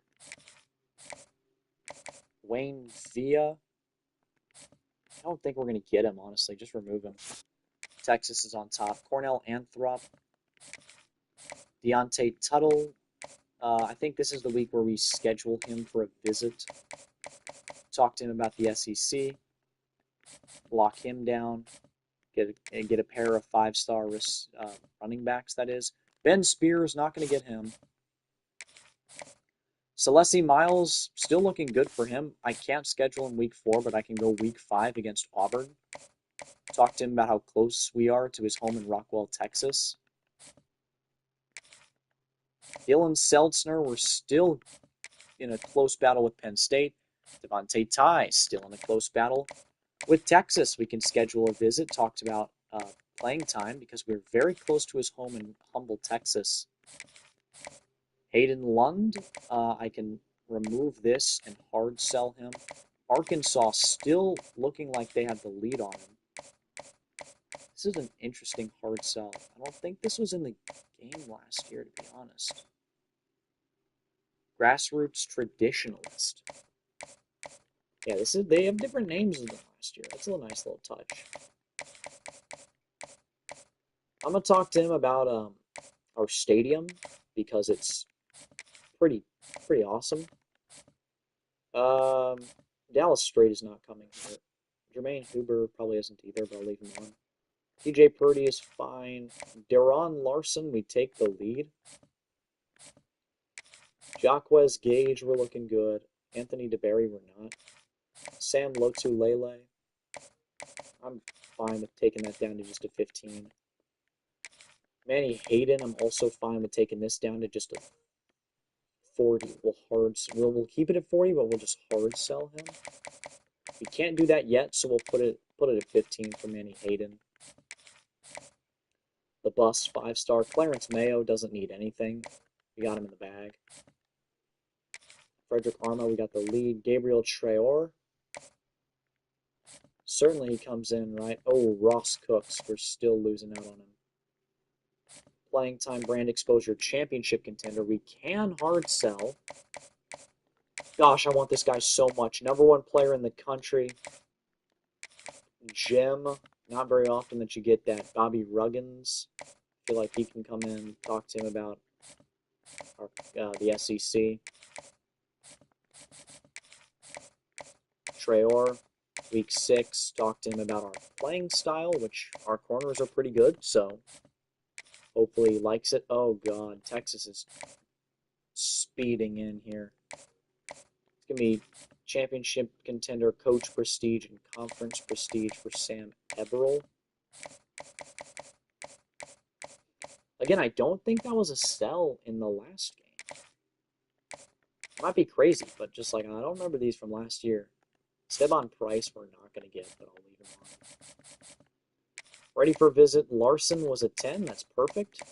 scheduling for week 6. Talk to him about how great the SEC is. And then we'll exit recruiting because it's time to not play Notre Dame just yet. Pump the brakes. We're going to take a look at the scores from last week. Wazoo gets a close win. Louisville in a classic against JMU. My goodness. Mizzou and Kansas. The big-time rivalry, not very entertaining. Kansas goes in to Mizzou and gets the upset. Baylor, after upsetting Auburn last week, comes back down to earth. They take an L to SMU. Clemson, big win, but gave up a decent bit of points against Troy. Army with a tough loss against K-State. UNLV beats UCLA, so the Bruins had a lot of hope after and riding that win against Utah. They lose one in Allegiant Stadium. Tulane, big win. Toledo. UMass with a shutout. My goodness. They beat a team way harder than Tennessee did. That's crazy to hear. Mizzou State yet to get their first win as an FBS team. Delaware still far off as they lose to Colorado. Texas with a weird win. Sam Houston is 1-2. Duke absolutely plummets Illinois. It is 41-17. They beat a ranked team. Just continuing down the line, Miami, Ohio beats Rutgers after playing Wisconsin ultra close. Ohio State with a big shutout win. Kentucky upsets Ole Miss. Kent State plays Texas Tech decently close, weirdly. Bama, big win. Oregon State, another close victory. They're 1-1. I guess another close game. Michigan barely edges out Oklahoma. They're undefeated. LSU is 0-2. They lose to Louisiana Tech. My God. That's bad. Indiana with a big win over Kennesaw State. UTSA, our boys, 49-10 in a rivalry game. I want to see them win out. After how closely they played us. Vanderbilt, Virginia Tech was a classic. 48-46. The Hokies have lost 2 straight to SEC schools to start the year. Miami with a 56-5 win. They're 2-0. Georgia wins. They're 2-0. Arkansas loses to Arkansas State. Nice.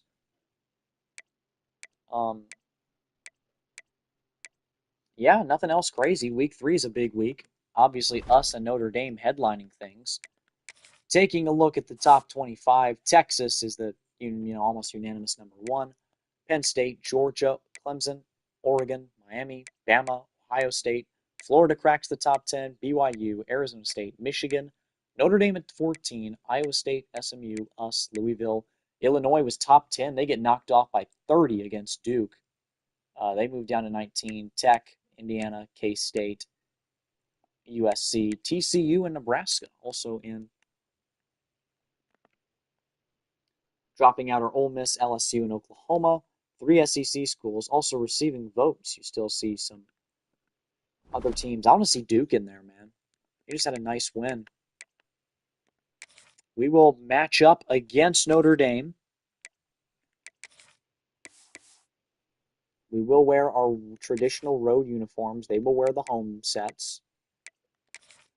And yeah, this is the big test. College game day is here. You see, it's the game of the week. College game day is here. The vibes are immaculate.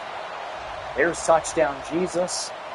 And the Irish prepare themselves to face up against the Aggies. It's going to be a generational matchup here, and certainly one with playoff implications. 2 ranked teams. Notre Dame is 0-1 this season. A&M is 2-0, but they've played some far inferior teams. This is a very different matchup. And in a crazy environment, our first road game in college football 26. There is a 3 ranking difference between these 2 teams. The Irish actually are favored. And I don't know who's going to win this game. It's certainly going to be close. But we will kick it away.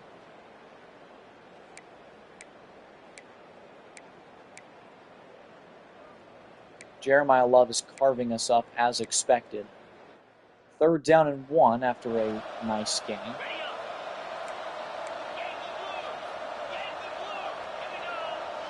C.J. Carr snaps it, handoff Love. Throws a man off of him. The best running back in the game moves the chains. Jeremiah Love. And 4th and goal. It'll be a field goal. The Irish get it. No, they get the score.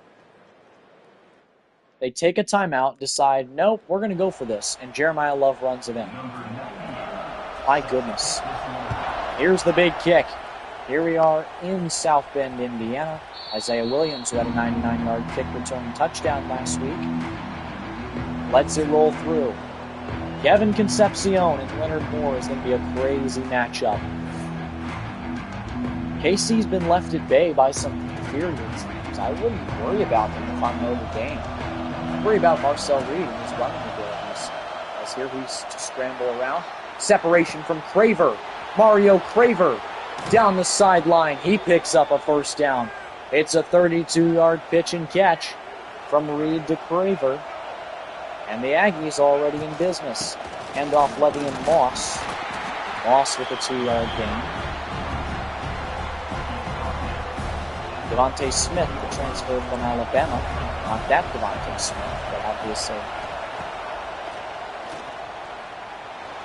Reed, the hit as he throws, it's inaccurate. So now, a 3rd and long.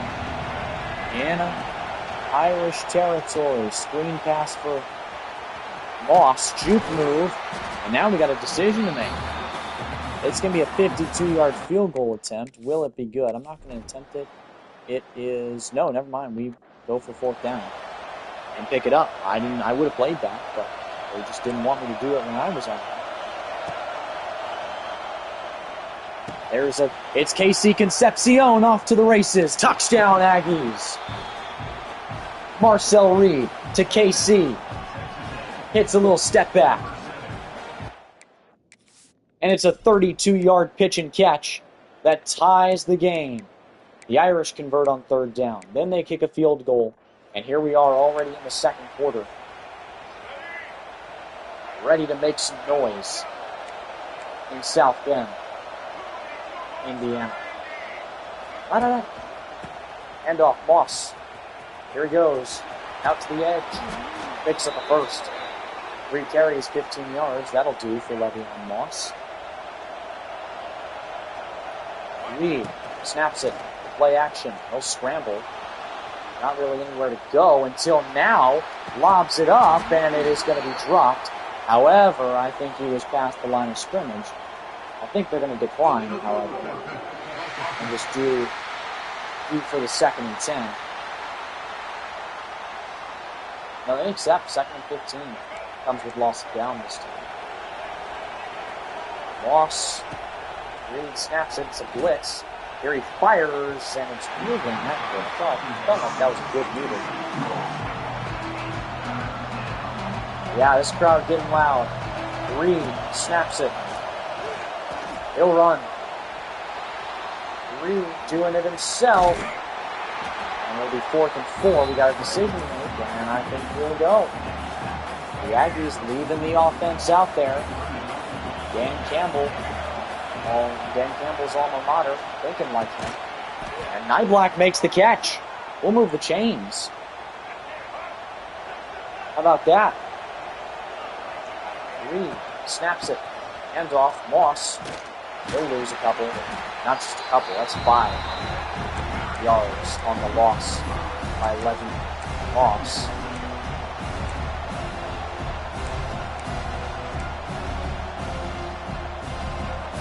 Second down and 15 for the Ags after the big loss. There's a handoff for Moss again, and it'll be just 1.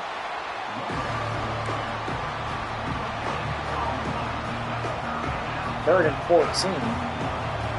Coach wants us to just give up by saying, fine. Daniels bounces it in.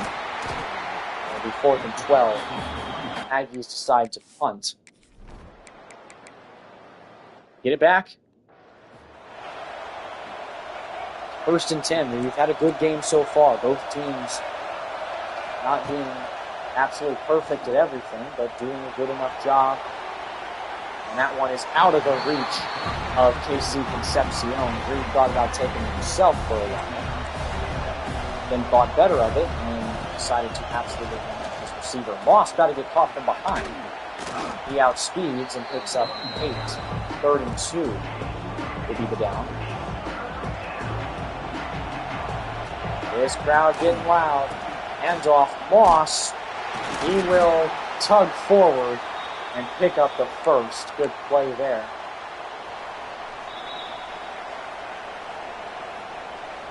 And it looks like he will come out after this play in favor of Ruben Owens. Reed on the run. Will scramble and go forward to 2nd and 1.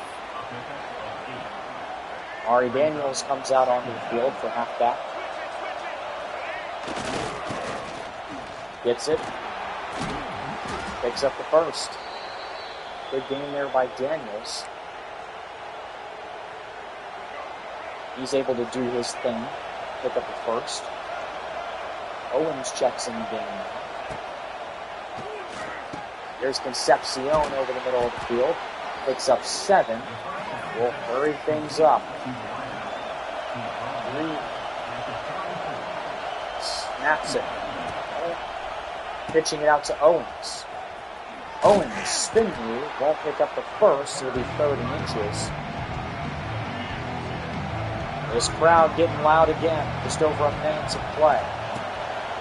Handoff, Owens up the middle, 1st down.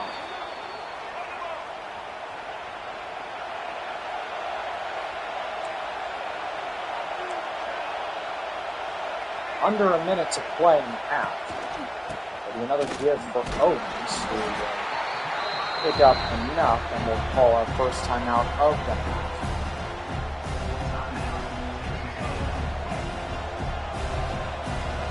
Reed snaps it.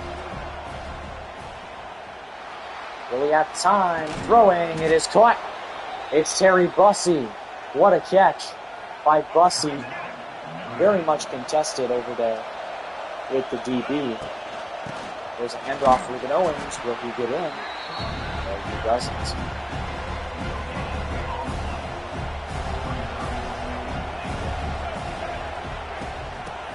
Run it back. Owens stopped again. It's 3rd and goal. Well, thanks to Ruben Owens being bad.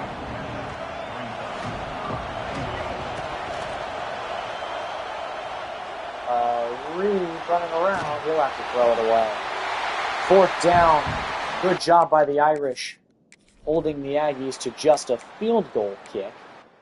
We're now to start the 2nd half.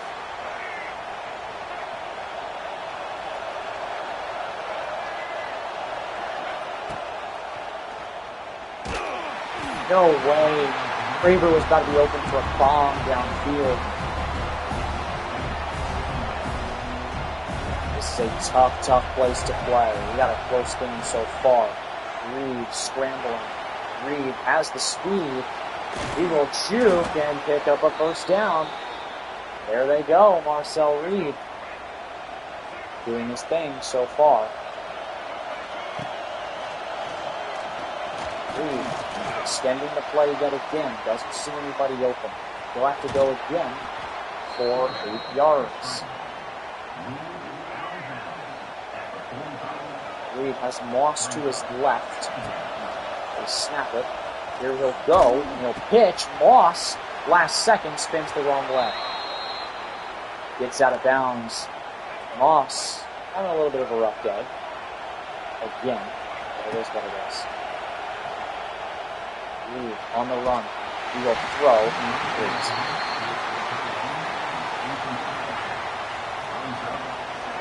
Reed hasn't been the most accurate today.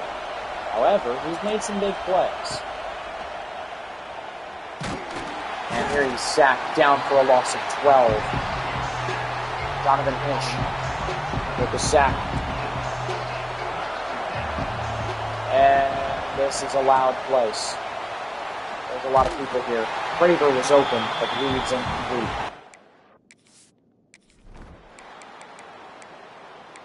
However, we're going to get it right back. Return by Terry Bussey. Out to the 40. Another chance for this offense to do what they do best. Le'Veon Moss out to the outside. It'll be 5 yards for Moss. See, Duke gets another big win. That's nice to see. Good for them. Mike Elko's former team.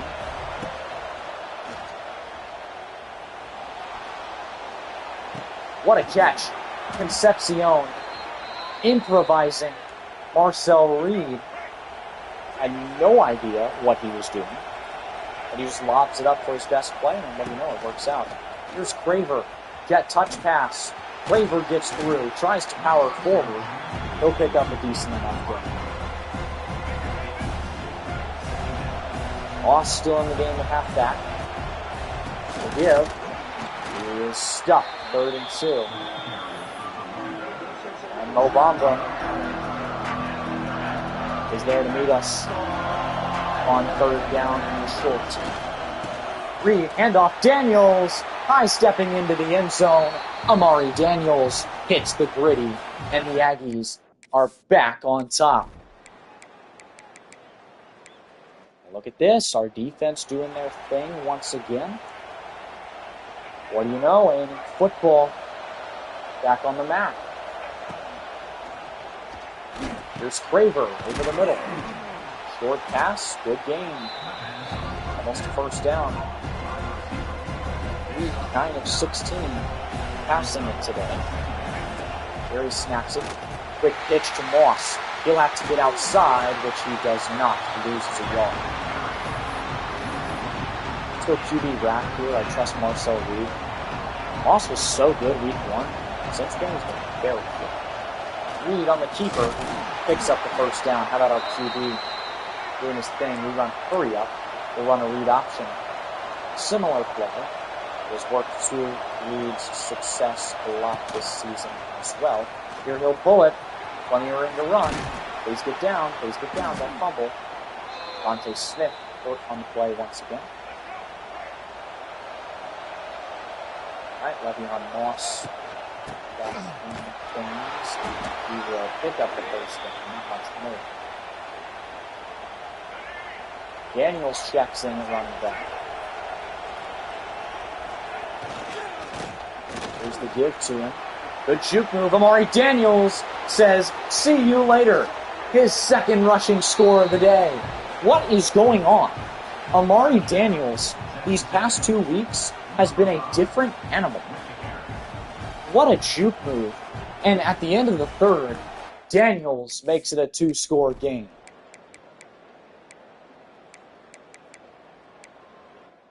And we're going to get it back.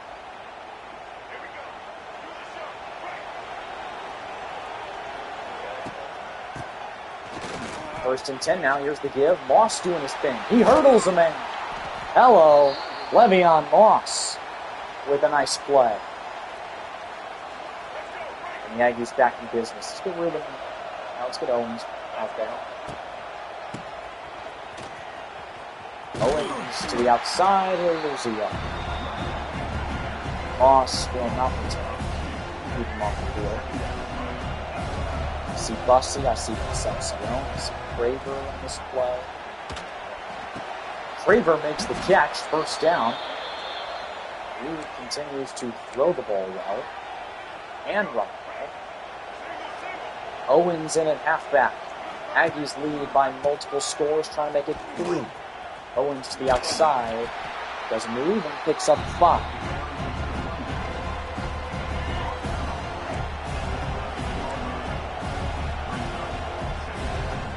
Reed doesn't know what's going on. Snap the ball, please. Hand off Moss. Stop the play on 13. Moss should not still win the game. I love the dude, but Reed scrambling out, he's sacked. It's a loss of 8. The Aggies make it a 27-10 lead. 3rd and 5 now for the Irish. They're gonna need a miracle to win this. Carr. Quick block out to the receiver. Yeah. He won't pick up anything. Sam Mpemba checks in right in. Is Cassius Howell hurt again? Just on the run, it's complete. I believe that's Jaden Greathouse. It is with the catch. And it looks like the Irish are going to get in for the touchdown. However, not get the ball back on the onside kick.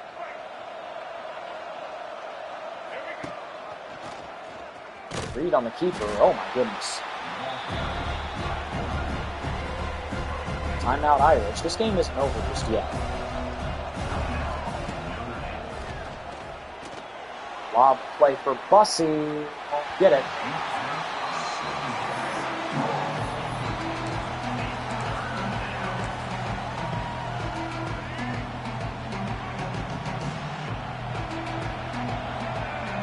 This crowd going crazy. Quick pass for Craver. Craver picks up the first and more. And he will move the chains. How about Mario Craver? Likely finishing this game off right. DJ Smith with the handoff.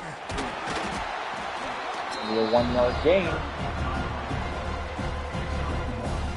And out comes the victory formation. Texas A&M kneels it out and gets another convincing victory on the road, handing the Irish the second loss of the season. There's Marcus Freeman shaking hands with Marcel Reed. What a moment. Amari Daniels, player of the game, he got the ball just 4 times, scored twice. He's been elite this season. CJ Carr was whatever. Jeremiah Love was good, but not great. Moss was bad. Reed was okay running it. Owens was bad. Daniels was the true star. Throwing it, Reed was pretty solid, continues to do what he's been doing. Receiving, it was Craver, then Concepcion, then Bussey. Just really a significant drop-off after the first 2.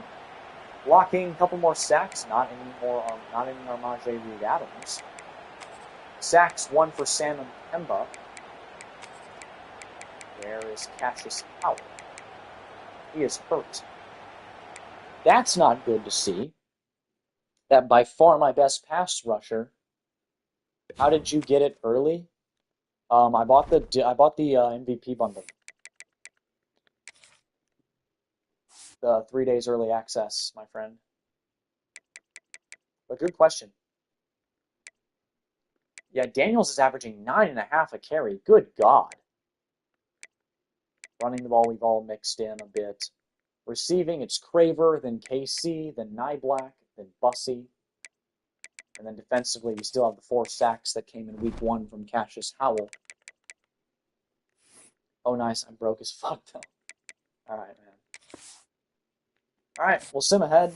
I expect for us to leap up in the rankings as we enter conference play. I believe we have a bye week this week. We get to chill after... Whoa! Okay. Reed wants to transfer. Owens wants to transfer. That's not good. Playing style. Well, I guess we're not running it enough. Yeah, this is bad. This is not good. Try to go after Jermaine Huber.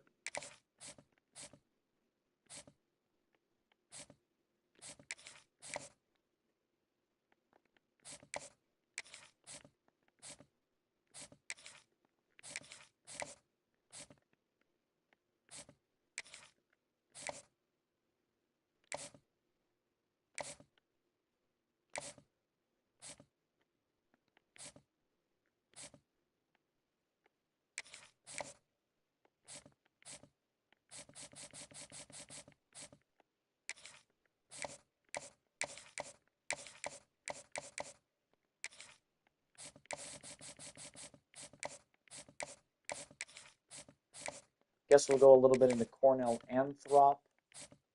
I really want to see my good players back, like, wanting to come here, though. It's an unfortunate. Gideon. I want Anthony DeBerry. I'm just not going to get. Any like other players in the recruiting trail I could go after? How about top prospects? Let's go no offers. 4 stars, please. Well, first we go 5 stars. Oh my. Cyreek Creek. What a name. Yeah, come on over, dude. J.R. Sills, I'd gladly take.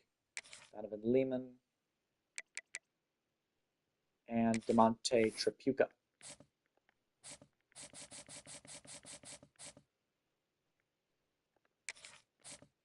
Tyreek Cheek. He looks the part. Hold up, let me scout Tripucka first because he's the easiest to scout. He looks solid enough.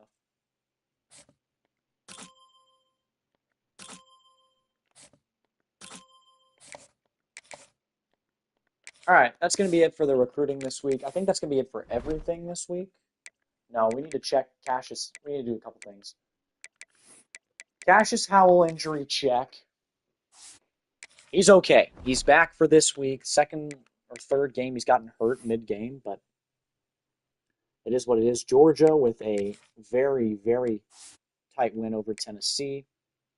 How did last week go? Wake wins. Colorado loses to Houston. Yeesh. West Virginia takes the backyard brawl. Virginia Tech narrowly gets their first win.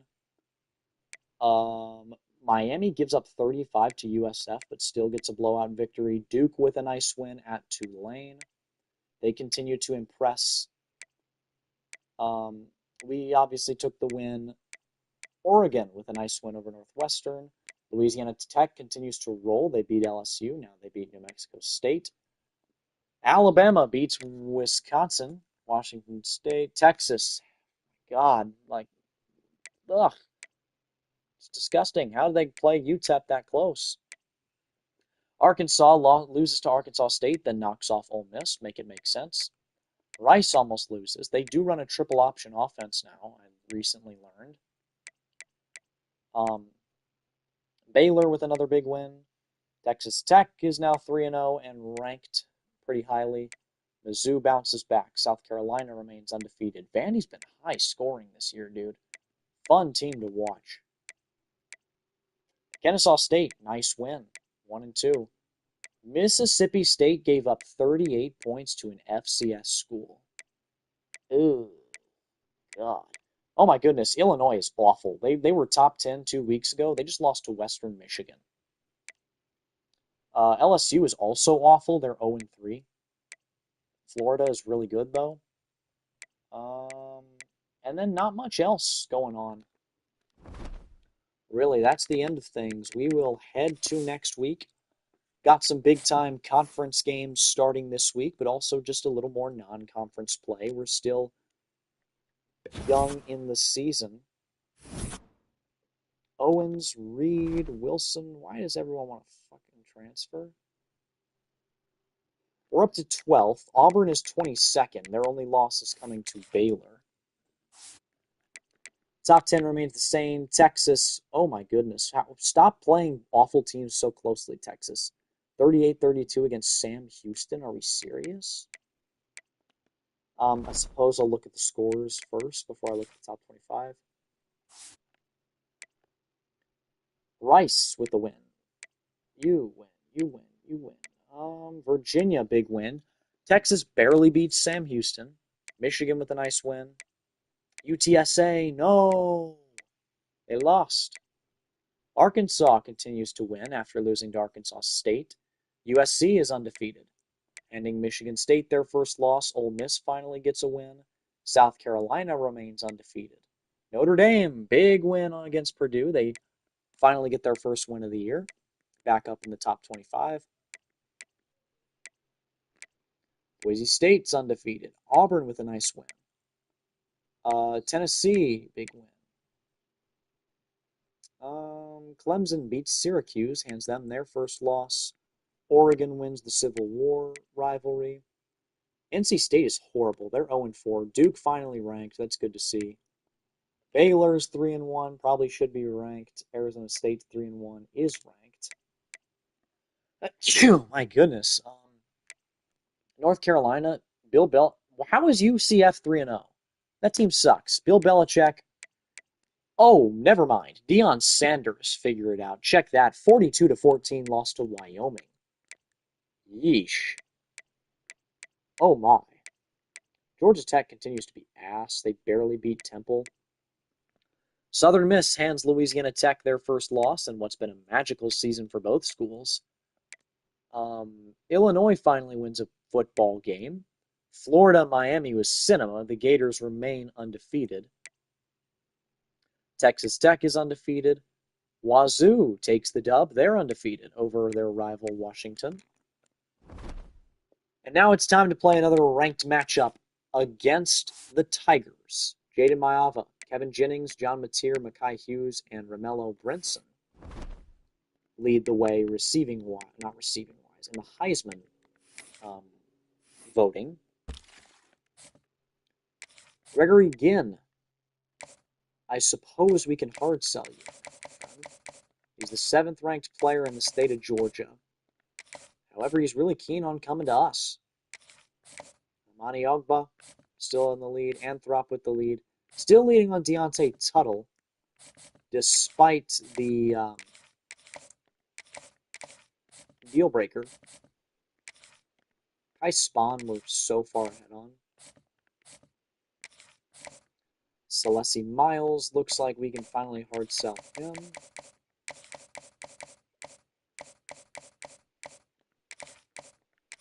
He wants to be a hometown hero. You can certainly do that here in College Station.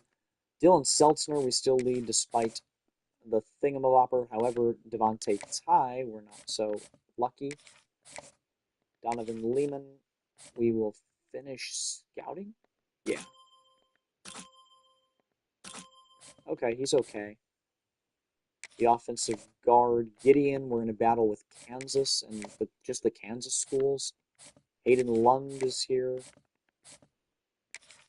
Jermaine Huber, we have the lead.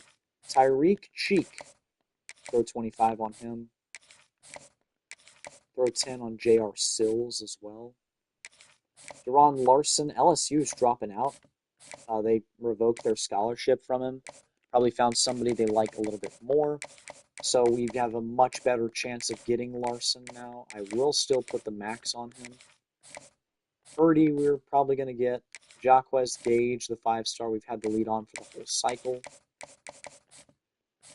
He can finally come visit. I'll talk to him about how great I am. Anthony DeBerry, we're not going to get, plain and simple.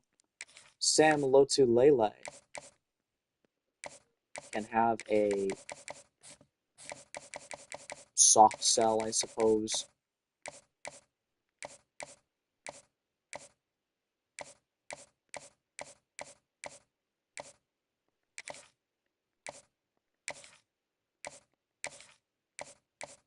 Talk to him about how he's going to play pretty quick.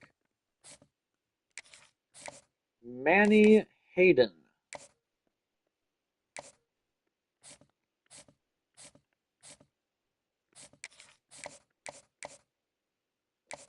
I'm going to talk to about hard selling.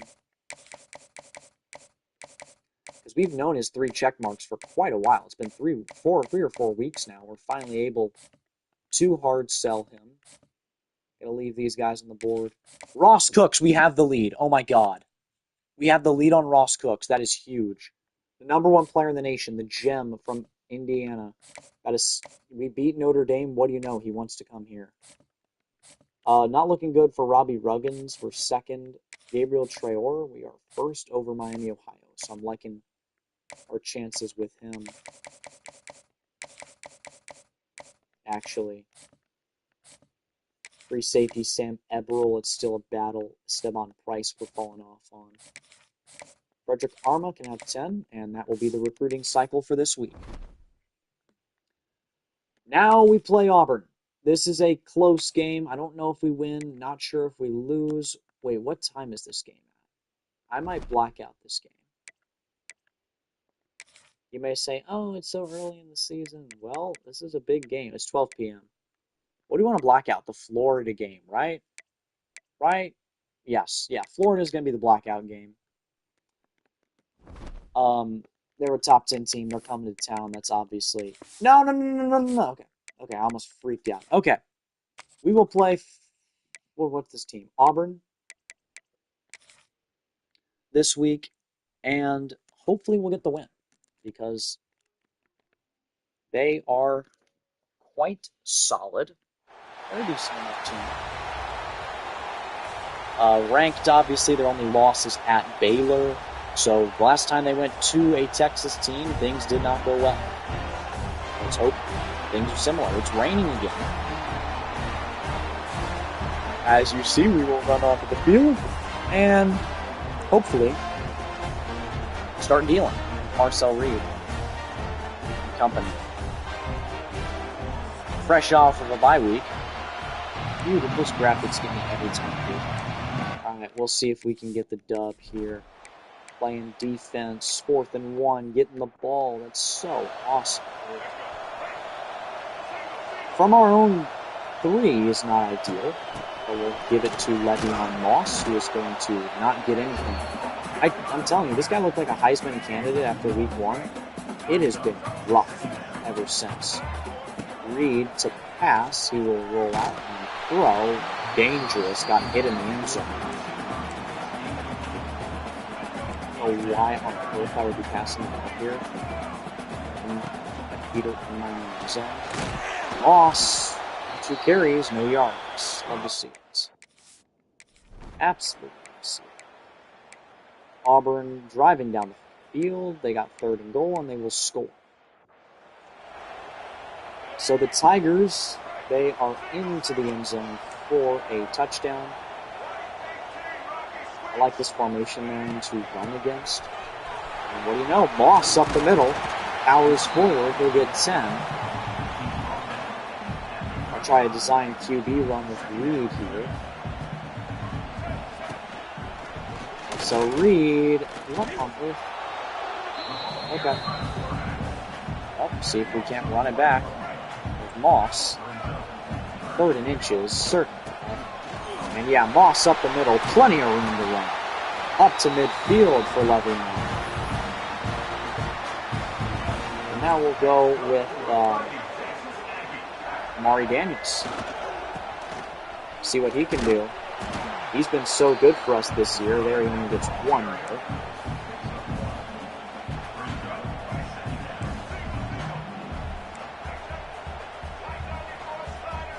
Running it back here. Hand off Daniels, and he's got nowhere to go. He'll lose a yard. So it's 3rd down and 10 now. I like Concepcion and Bussy and this little mesh they've got going. Oh my. I'm forcing that. Boom! KC Concepcion comes down with it. Just heave it up and to your best player, and I swear there is nothing bad that could possibly happen. What a juke by Le'Veon Moss. Does a move and then picks up the first. I think this is going to be a touchdown. Let's play right here. Yep, look at this. Marcel Reed steps into the end zone for another rushing score.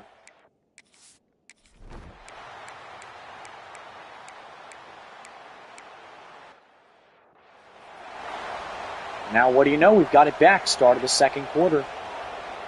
Fighting Texas Aggies.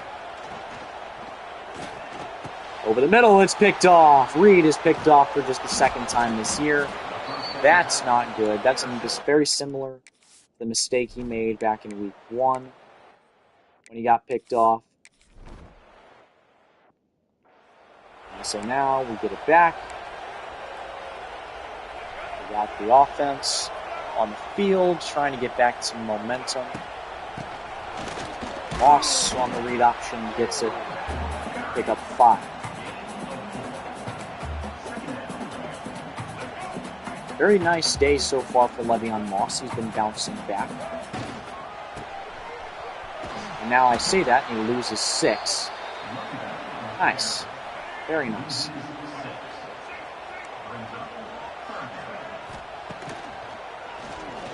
Come on, Casey.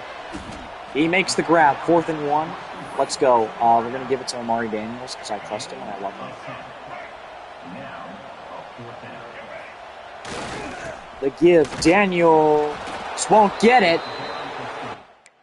Auburn gets it back. The Tigers miss a short field goal to bail us out. 2:20 to play in the game. We'll snap it now, giving it to Mario Craver on a quick touch pass. Oh my goodness. Gets shoved back.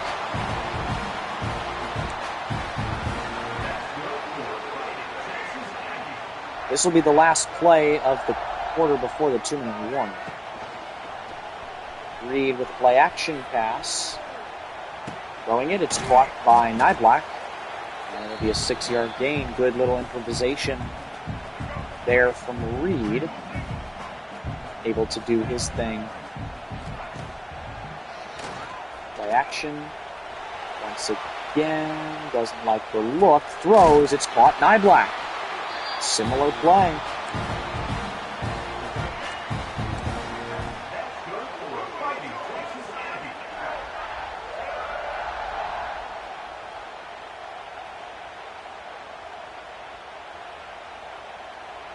It's going to be Nate Borker who's going to come in the game soon. Handoff. Moss gets 5.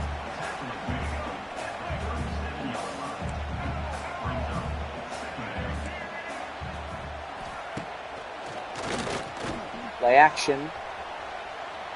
Reed thought about passing and just saw that open real estate. Thought better of it. Said, let me pick up the first down with my legs.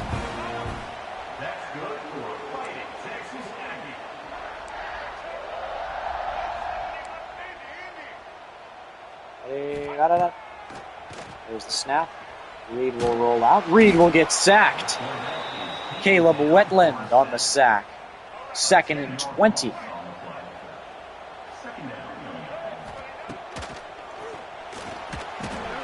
Quick pass, it's Moss. He'll pick up enough. Injury timeout, Marcel Reed. Lovely. Zeno rolling out, sees Bussey. What a terrible throw. Oh my God. Reed has bruised ribs. Will sub in Zeno. Will tie the game here. And right before half, we will get it back. Hopefully Reed's back out there on the field. He is. Love to see it.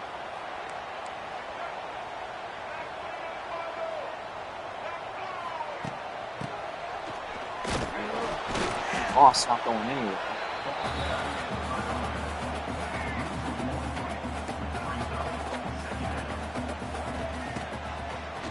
Reed to snap it. He gets it to Concepcion, who will pick up almost the first down.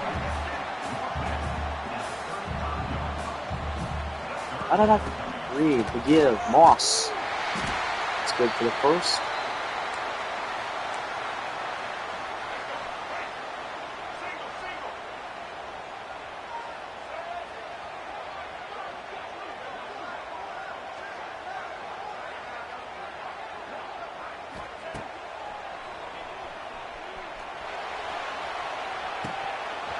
And that one was jarred away from Terry Bussey, who was attempting to make the grab there. Ruben Owens checks in at running back. They'll give it to him. Owens, not much there. It's going to be no gain. Reed.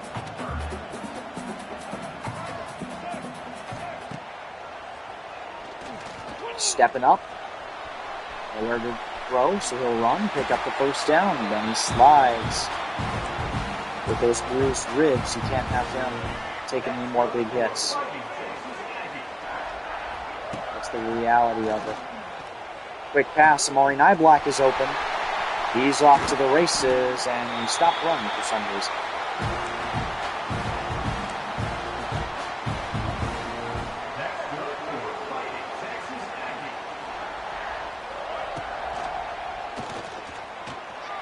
No! Okay. Whew. Oh my goodness. That was terrifying. Alexander Reeves got two hands on that football. And everyone in the stadium's heart skipped a beat. There goes Craver. Craver did anything on the quick pass.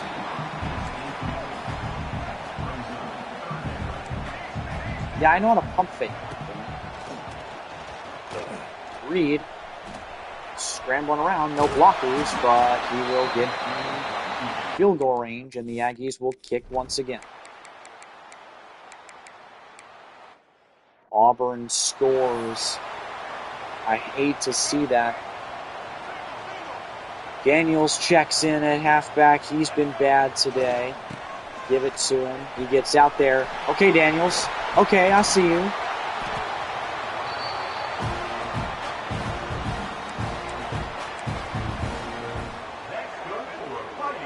I see you there, Daniels. Play action. We got a pancake from Rogers. And there's another pick. Reed is intercepted for the second time today. God damn it. Why did I throw that? Why did I have to do that? Why did I do that? Anyways.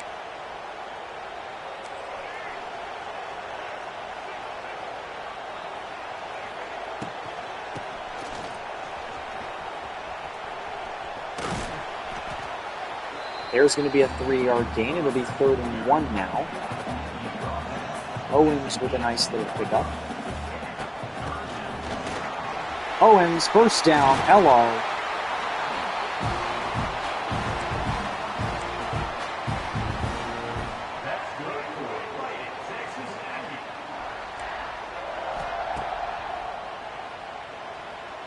Reed, quick pass. It's Niblack. That'll expire the third quarter. Aggies down by 4 at home against the Tigers.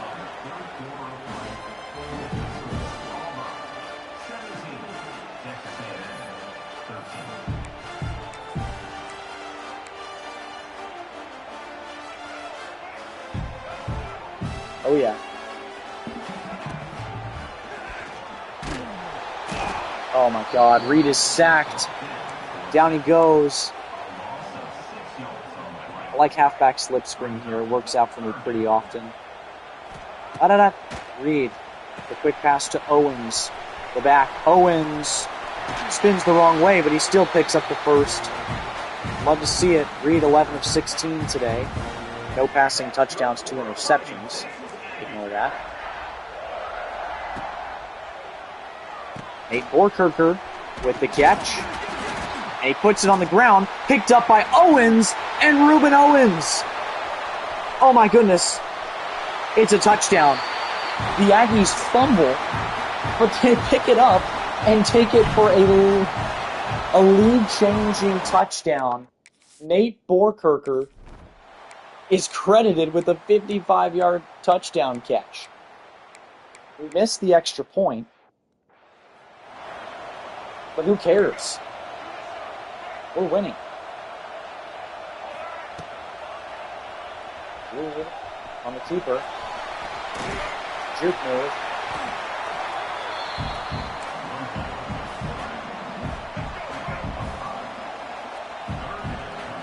Starters will only return in the next play. Reed takes a sack. The Aggies will now get it back. 1st and 10, Marcel Reed and company out there. I like the look. Reed's going to scramble, pick up the first. What am I talking about? Pick up a decent little gain. He's ran it 11 times today, just not very effective. Here's the give. It's Moss. Rolls over for the first, and it's an Auburn timeout. Texas A&M continuing to move the chains. Let's see Bussy get open there. Reed gonna go down again. It's the 4th sack of the day for the Auburn defense. They've gotten to the quarterback easily. The thing is, they just haven't been able to defend everything everywhere all at once. Reed, scramble. Picks up enough, first 13. It'll be third and manageable.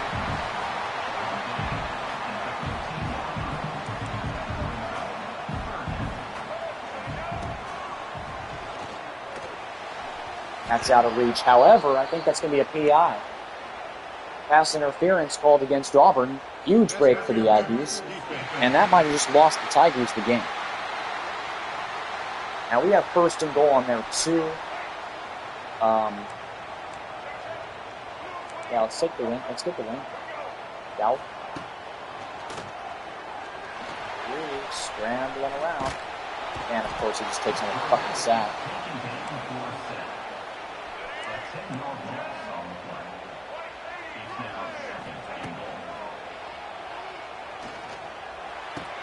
And it's caught. Terry Bussey in the end zone. Selly, Gritty, touchdown. Aggies win.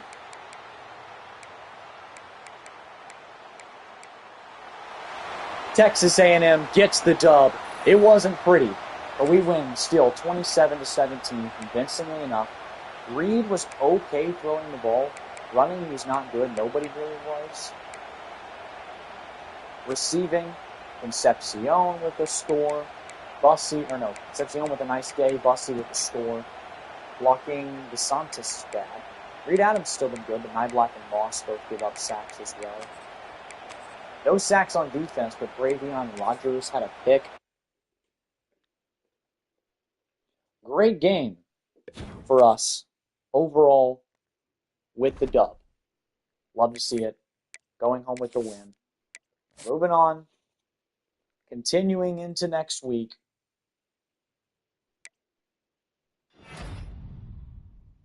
Amani Ogba, the 5-star running back, commits. That's huge. But we have so many guys interested in transferring. It's like, what?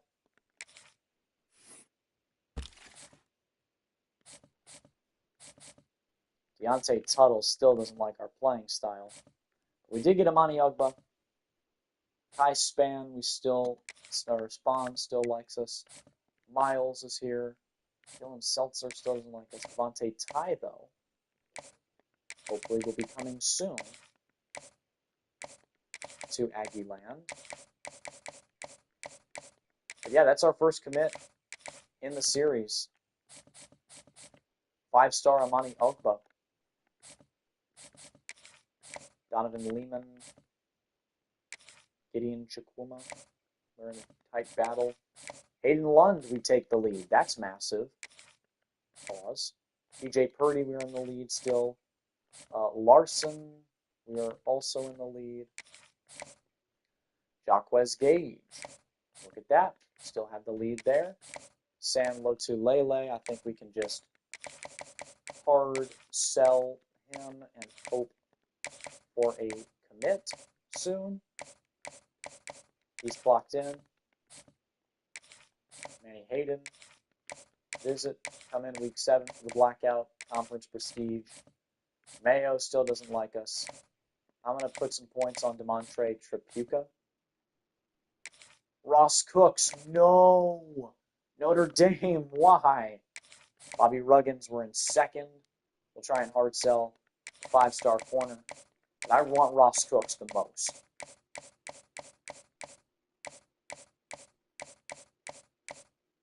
The number 1 player in the country, the gym. Frederick Arma, we are still second behind West Virginia, that is. Esteban Price, get him off my board. Sam Eberle, we are in a 1v1 battle with Texas, and I think we're going to win. Hopefully, fingers crossed. Clarence Mayo, we can't schedule. So I think the plan is we just put some more points on guys in effort to get them to commit and start filling out our class. Obviously, the transfer portal is really going to help with that. Jermaine Huber is going to become a top target for us.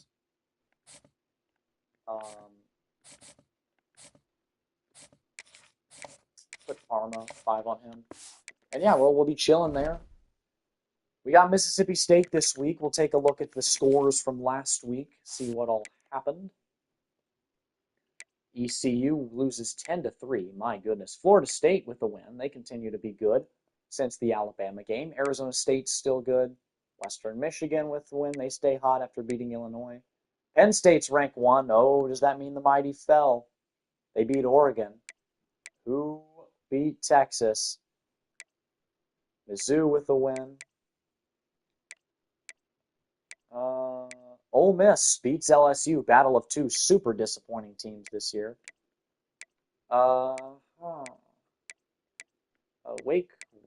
Georgia Tech's been so disappointing. Wake Forest, on the other hand, 4-0. USC undefeated after a close win over the Fighting Illini. Kansas remains 5-0. How about the Jayhawks? Duke's 5-0. They beat Syracuse. Arkansas State's still good. Tennessee hands Mississippi State an L. Boise State's undefeated. Ohio State, they lose to Washington. Ugh, the Buckeyes with 2 losses. Indiana with a dub. Houston's undefeated. NC State still winless. They're 0-5. My God. Iowa State's undefeated. Stanford continues to hang 50-plus points on people. Notre Dame wins again. South Carolina's undefeated at 5-0. I guess Texas just had a bye week. That's why they moved down. Penn State just moves up, rightfully so, because they beat a good team. K-State's been on a roll since that loss week 0. Bama remains undefeated. They beat Georgia in the big matchup. And then BYU and Colorado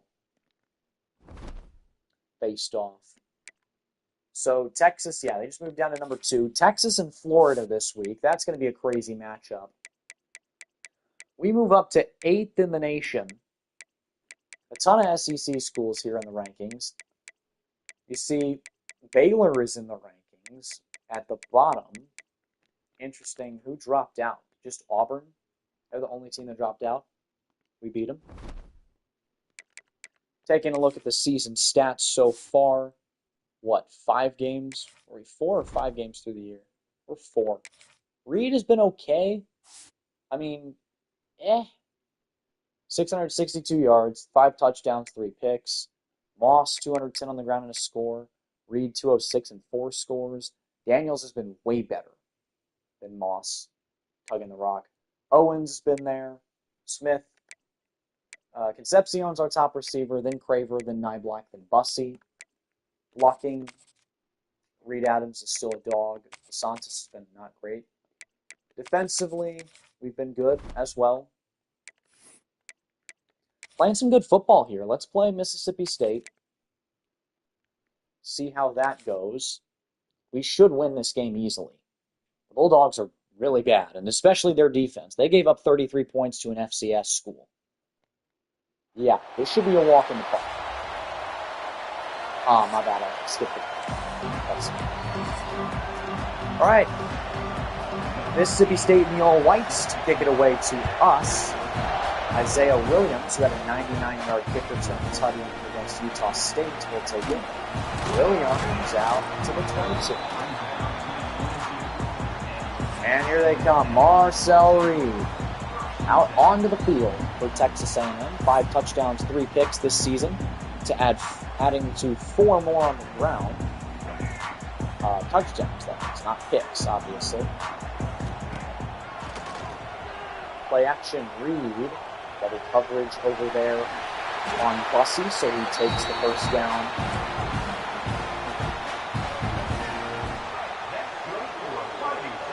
Scramble. We'll hand it off to Moss here. Le'Veon Moss with just 2.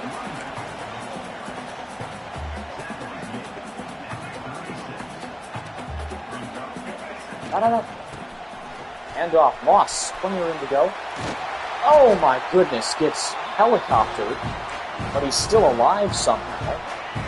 As you can see, Mississippi State allows 489 yards a game. We allow exactly 200 yards less than that. Reed on the run. He'll throw, and it's complete to Bussey, who sheds a tackle and picks up the first. Terry Bussey moving the chains. How about the Aggies moving the chains, picking up the first down. Now we are going to run. I like Concepcion here. He will drop it. Incomplete, intended for KC.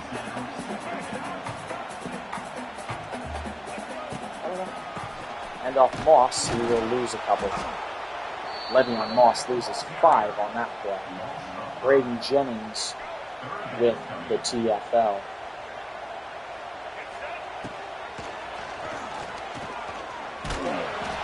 That one's caught by Craver. Spin moved the wrong way. Marcel Reed is hurt on the play.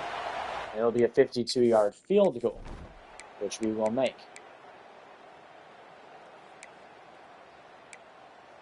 And of course, they get it on 4th down. Reed is back. He seems to be okay after being shaken up at the end of that last drive. They'll give it to Moss. Moss, somehow still on his feet, makes 5 yards out of it. Hello. Alright, let's see if we can't pick up this first down. Moss gets the blocks. Tries the hurdle one more time. This time it works. Le'Veon Moss picking up the first down. And a lot more.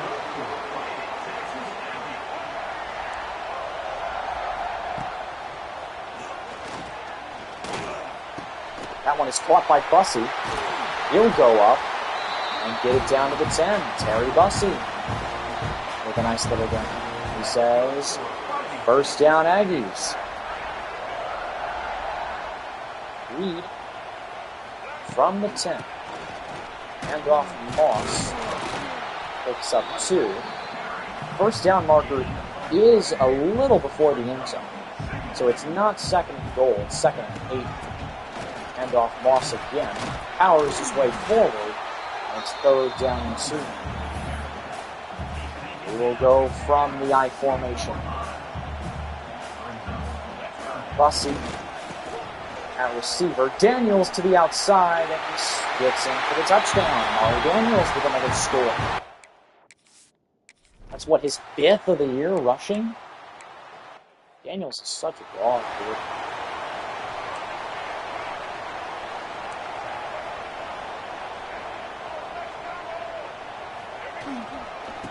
And off Daniels. They push him forward. He'll get 5. That will end the first quarter.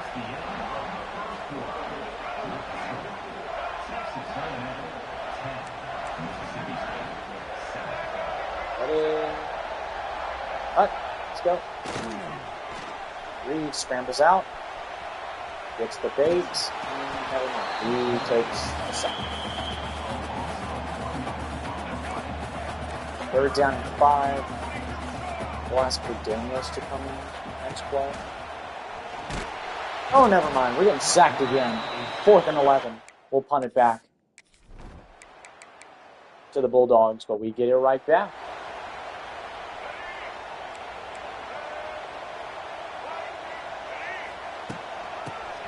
Hand off Daniels. We'll get 1. 2nd and 9 from Mumble. Speaking of the Marlies, I might throw it to the headline. Look at Bussey, wide open. Makes the grab. 5-yard gain for Terry Bussey. Reed now 50 yards passing today. 43 of those have gone to Terry Bussey. Oh my God! Why is the offensive line playing so bad on this? Like, we're going to go for this 4th and 10. Feels like another weird spot. I trust my defense. Mississippi State stinks. Their defense is bad. Here, yeah, look at that. Craver against his former team picks up the first down. What are your thoughts on the game so far? Yeah? Oh, that is replaying the chat thing. What's going on? 1st and 10. Reed. Quick pass. It's Nyblack. Holds on to it. Moss is the defender. and picks up the first down. Isaac Smith, the impact defender, who you'll see in all their media and stuff because he's basically their best player with tackle. 3-yard gain from Daniels, who's going to come out.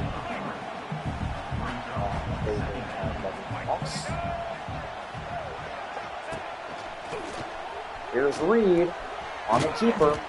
2-yard gain for Reed. It's now 3rd and 5.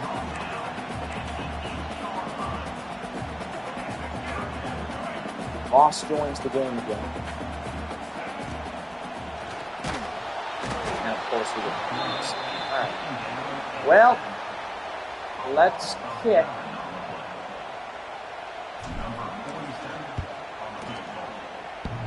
It's off the upright. Oh my god. Randy Bond is no good. From 34. That's pitiful. They go for 4th down and get it. Then later in the drive they get a field goal. We're tied at 10 with Mississippi State. Oh my.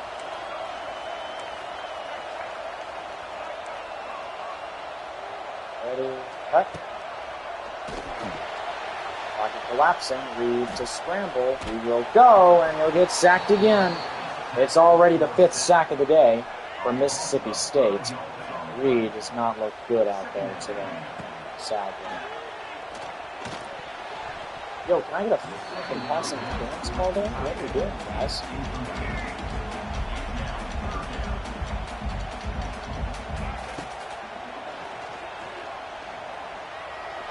Over the middle, Niblack with the catch. Good pass from Reed. They call a timeout there. Only 18 seconds remaining in the half.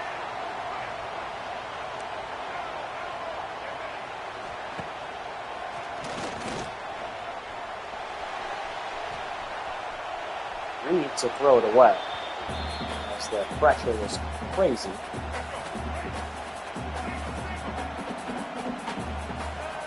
Second and 10, Reed steps back. Here he'll step up and get sacked again.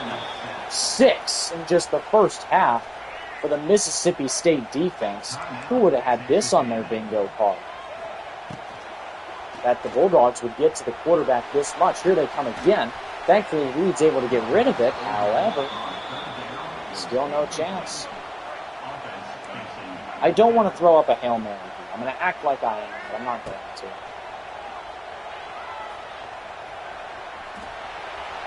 I'm going to force that to favor and almost throw a kick. Nice. All right. What an awful first half. 10-10 here against the Bulldogs. It is coming down. The rain is falls here in College Station. The Bulldogs get it back first, and they're going to go over and score. Lovely. Come out 5 wide out, or 4 wide out. Snap it. Reed's going to get almost fucking sacked again. Or throw it away. Say he was 7 of 9, now he's 7 of 13. You just love to see it here. End off Moss, not going anywhere. Since when is Mississippi State this good on defense? They gave up 33 points to an FCS school. It can't be this good. It can't be true. Braver against his former team picks up the first.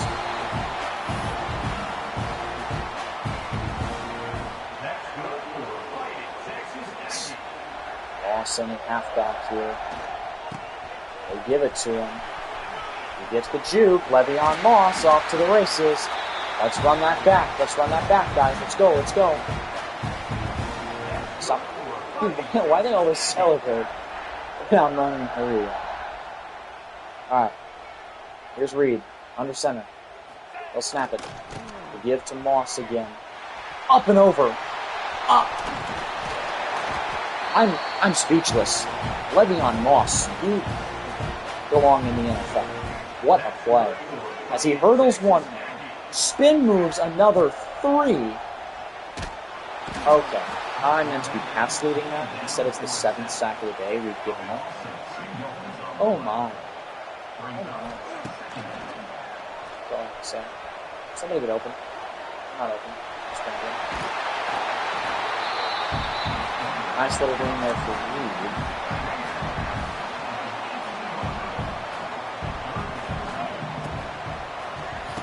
RPO, it's caught by Nyblack for the first down.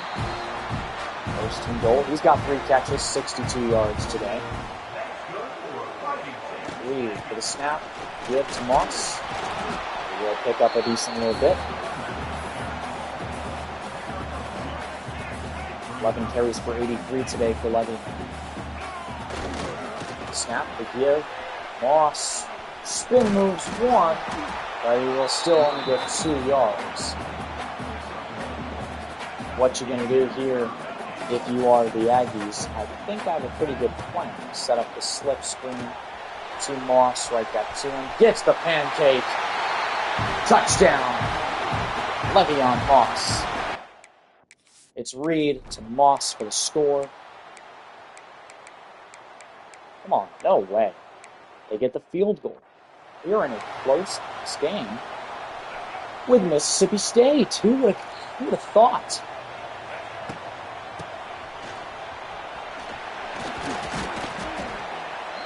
And Braden Jennings is hurt. Thank goodness, he's been so good for them. All right, 2nd and 6 now. Reed. See Prager go for this jet touch pass. Oh my, yeah, it's gonna work. First down. Ari Nyblack's hurt. Okay. Here's what it is. Reed pulls it on the keeper and immediately gets tackled for a loss. Moss is injured. I believe Daniels is also. And is Owens hurt too, or is EJ Smith just hurt? Hand off Smith. Block, please, Reed Adams. Stop running around, glued my ass. Block. 3rd and 7. Reed delivers. Bussy with another catch. The Aggies driving yet again. Moss back out there on the field. I don't know. They snap it. They give. Moss. Plenty of room. First down. Le'Veon over 100 yards rushing today. Fluff Bothwell on the other side has been quite good. Subs, let's go. Let's put Owens back in the game.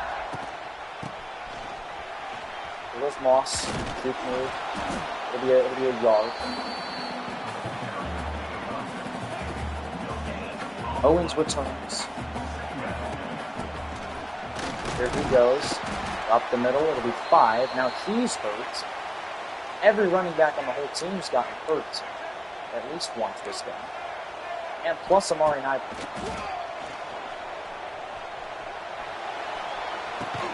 Oh my goodness. Every time I feel like I can't force throws, I just force it to Casey Concepcion. And that guy comes down. I'll tell you what. Here's EJ Smith. Smith won't get anything.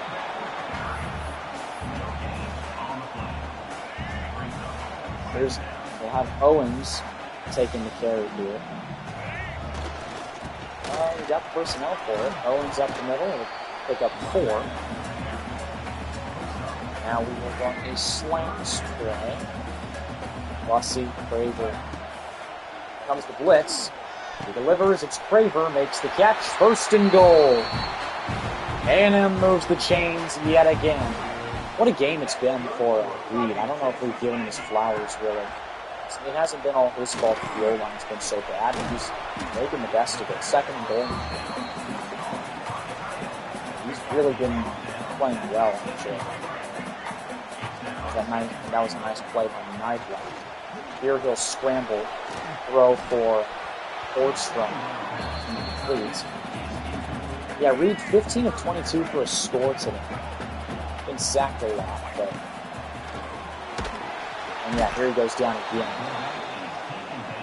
4th and goal will tie the game. Oh my god.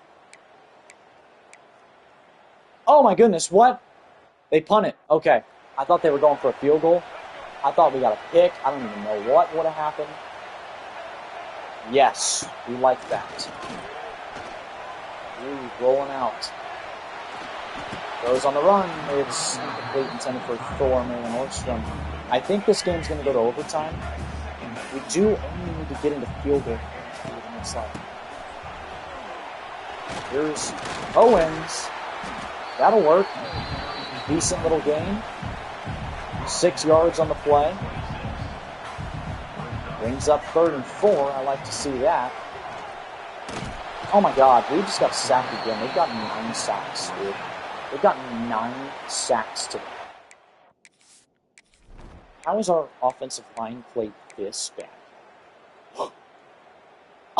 What happened? Ruben Owens just got a game-winning touchdown. I sinned it.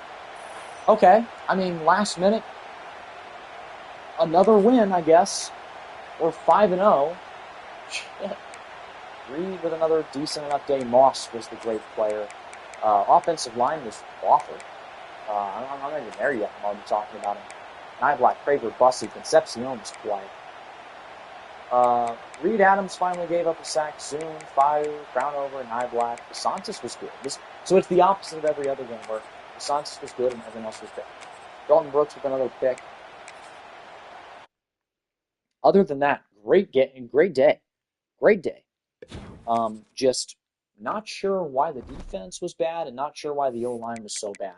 Either way, we're 5-0, and we're going into what's going to be the last game of the episode. We are going to be hopefully 6-0, and looks like we got to commit. Celeste Miles, the 4-star gym tight end. Sam Eberl, we win the battle with Texas, land the 5-star. Duron Larson, the 4-star edge, commits as well. But sadly, Bobby Ruggins, the 5-star corner, has decided to leave. Reed and Owens still are really keen on transferring, and if that's so, we are cooked. Florida's the number 2 team in the nation. They just beat Texas. I don't expect us to win this game whatsoever, but we are a top 5 team. This is a top 5 battle. This might just be the game of the year, and we have the huge benefit of this game being in Kyle Field for the blackout. You see Moss is here. Who leads the nation and stuff? You know? That's what I'm trying to see. Nationally leading is Kanye Udo. Touchdowns is Anderson Castle and Rashul Faison. Joey Aguilar, Reese Poffenbarger, Julian Sand lead. DeQuan Finn and Kevin Jennings lead in passing touchdowns. Touchdown to interception ratio is Jennings. And then receiving, who leads in receiving? Marion Miller. And then Jeremiah Smith right behind him, of course. How's the Heisman watch shaping up to be? It's Jeremiah Smith, Jalen Daniels, John Mateer, Brendan Lewis, Jaden Mayava. So we'll take a look at the scores and schedules from last week. What happened? Especially in that Texas game. BYU is 4-1. They get a nice win. Nebraska is now ranked with a win. Miami, Ohio's hanging crazy point totals on teams. Michigan takes a big loss against Wisconsin. The Badgers now 4-1. Vandy beats Alabama again. Holy cow. The Tide just can't escape. The Commodores, who go into their house. Oh my goodness, Ohio State is now 2-3, losing to Minnesota. Yet Jeremiah Smith has still found a way to be the Heisman favorite so far. Miami's back in the top 10. Georgia with a huge win on Kentucky. Wake Forest is still undefeated, 5-0. Duke is 6-0. Boise State barely loses to Notre Dame. They lose their first of the year. Illinois is clawing back slowly but surely. We obviously get our win against Mississippi State. Dabo Swinney remains undefeated. They knock off Bill Belichick and the North Carolina Tar Heels. SMU remains undefeated. They knock off Fran Brown and Syracuse. And then Florida, they beat Texas by doubling their score, 42-21. These Gators are good, man. These Gators are just something else. I don't know if we can beat them. Like, we're going to be at home. We're going to have the blackout. But other than that, man, it's going to be tough. How are we going to beat these guys? I'm saying. All right, Kai Spawn is ready to come in. We'll talk to him about how cool the SEC is. Devontae Ty, another battle with Texas. Another one, hopefully we will win. Donovan Lehman, we have the lead. Not much else we can do unless I want to up his points. Hayden Lund, we're in a battle with Arkansas. Another one we should probably win. Jermaine Huber, we got the lead. Tyreek Cheek here. J.R. Sills is here. Okay, TJ Purdy, we need to max out. NC State is obviously pretty serious about getting this guy. And I am too. 6'5", 229. A little light for an edge, but obviously he's going to grow up into that build. Jacquez Gage, the D tackle, the 5-star, is a guy I want to nail down for the foreseeable future. Sam Lotulelei. Yeah, that'll work. Manny Hayden. Max him out. Demontre Trapuka, I'm going to put some more points on. Ruggins goes to LSU. It is what it is. Ross Cooks, we are in a 1v1 with Notre Dame for possibly one of the most generational players at the cornerback position of all time. Number 1 recruiting class. Number 1 in the whole recruiting class, and he's a gem. Please, can we somehow jump Notre Dame? Frederick Arma is... I'm done messing around with this dude. We got to nail him down. Let's send the house. Gabriel Traore leading on him over both Miamis. Anybody ready for a visit? No, not other than Clarence Mayo. I think Cornell Anthrop, I think it's time to up our offer with him, or at least be spending some more hours. Donovan Lehman, I'll do the same thing. Just kind of round out the rest of our hours, just kind of spread them around through these last few players. So we got 30 more to spend. I'm trying to think. I guess Trapuka can have 5, and then the final 25 will go to a random player I'm about to add to the board. No, the final 25 will just sit. All right. I'm too lazy. Okay. Here it is, the blackout game against the Gators. Florida is number 2 in the nation, coming off of a win against Texas, in which they doubled the score of the number 2 ranked Longhorns. Then we come into the picture, coming off of a game against Mississippi State where we had a last-minute touchdown and won the game to bring us up to 5-0. Marcel Reed and company leading the way as the Aggies take the field in the all-black jerseys. 5th-ranked Texas A&M, 2nd-ranked Florida. College Game Day was here this morning in Aggieland. That's the 2nd time we've been featured on Game Day. They were there in South Bend when we beat the Irish. Will they be there this week? Or will we win when they're here this week? Actually, the 4th time A&M's been featured on Game Day in just the last 2 years. They are 1-2. The last 3 meetings. Here's the Gators. We will kick it away against these Aggies. This matchup last year was Marcel Reed's first career start, and it went extremely well. Out to the 22 for Isaiah Williams. See Mike Elko chilling on the sideline. And yeah, as you can see, a big difference maker in this game. The game changer is going to be this A&M offensive line. They're the most experienced group probably in the nation. 5 returning starters. However, they were really bad last week. Gave up 9 sacks. And it looks like that's going to be the story this week. Caleb Banks gets in for the sack first play. Reed pulls it. Here he scrambles around and picks up 9. Marcel Reed makes it a manageable 3rd and 7. Reed, then he throws it to the ground. 4th and 7 now. Intended for Amari Niblack. And the Aggies get it back. Here, this stadium is packed. One of the biggest matchups in A&M history. Le'Veon Moss gets the carry. It's a 5-yard gain. And you can already see this is shaping up to be a game with playoff implications, conference championship implications. DJ Lagway, possibly Heisman implications. I mean, Florida, if they win this game, I think there's a legitimate argument for them to be the #1 team in the country. There's a lob pass for Bussey, who can't come down with it. Bussey went up for it and almost grabbed it. There's Moss, has good blockers. Juke move, and he gets caught from behind, but not before. He picked up the first down. Counter run, Moss again. Bad blocks this time. No gain.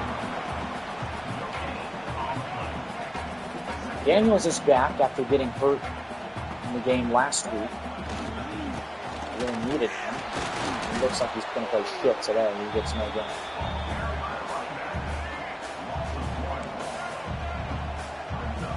Reed snaps it. Here comes the blitz. Reed running for his life. He'll throw it away. 3rd and 10. Texas A&M will try and kick a 45-yard field goal.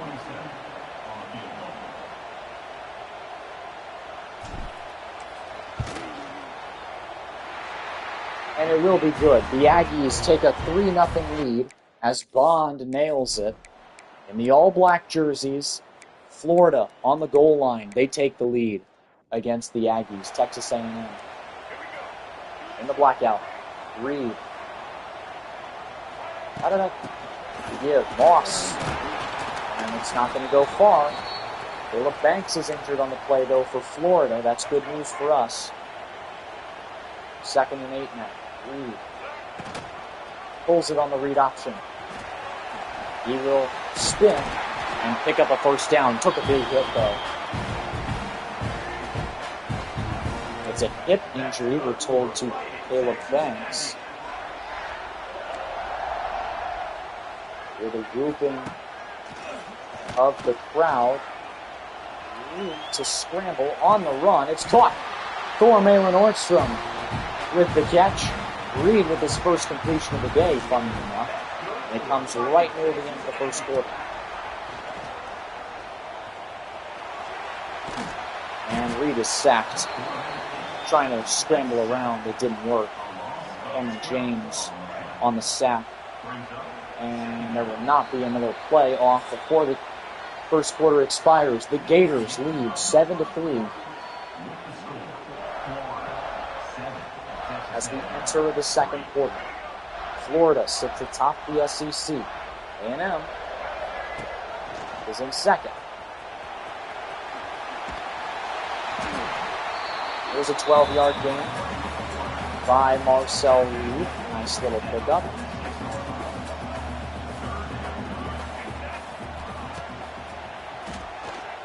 Reed scrambling. Gets it to Niblack, who's going to pick up a first down. Nice little gain there. Reed passing it to Niblack.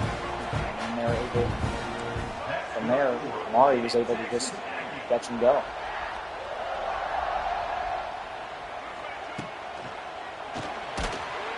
And there's another sack for this Gator defense. Caleb Banks is back, and he's already got 2 sacks.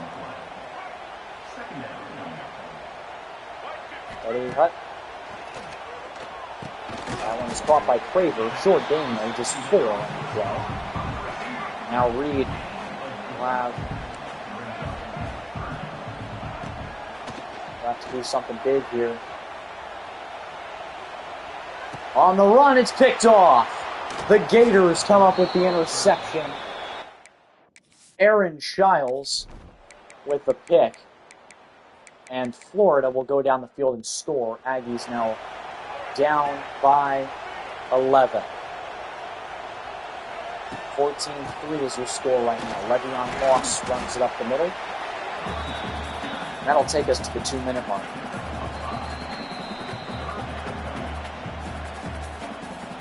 I'm terrified right now. We're playing so poorly.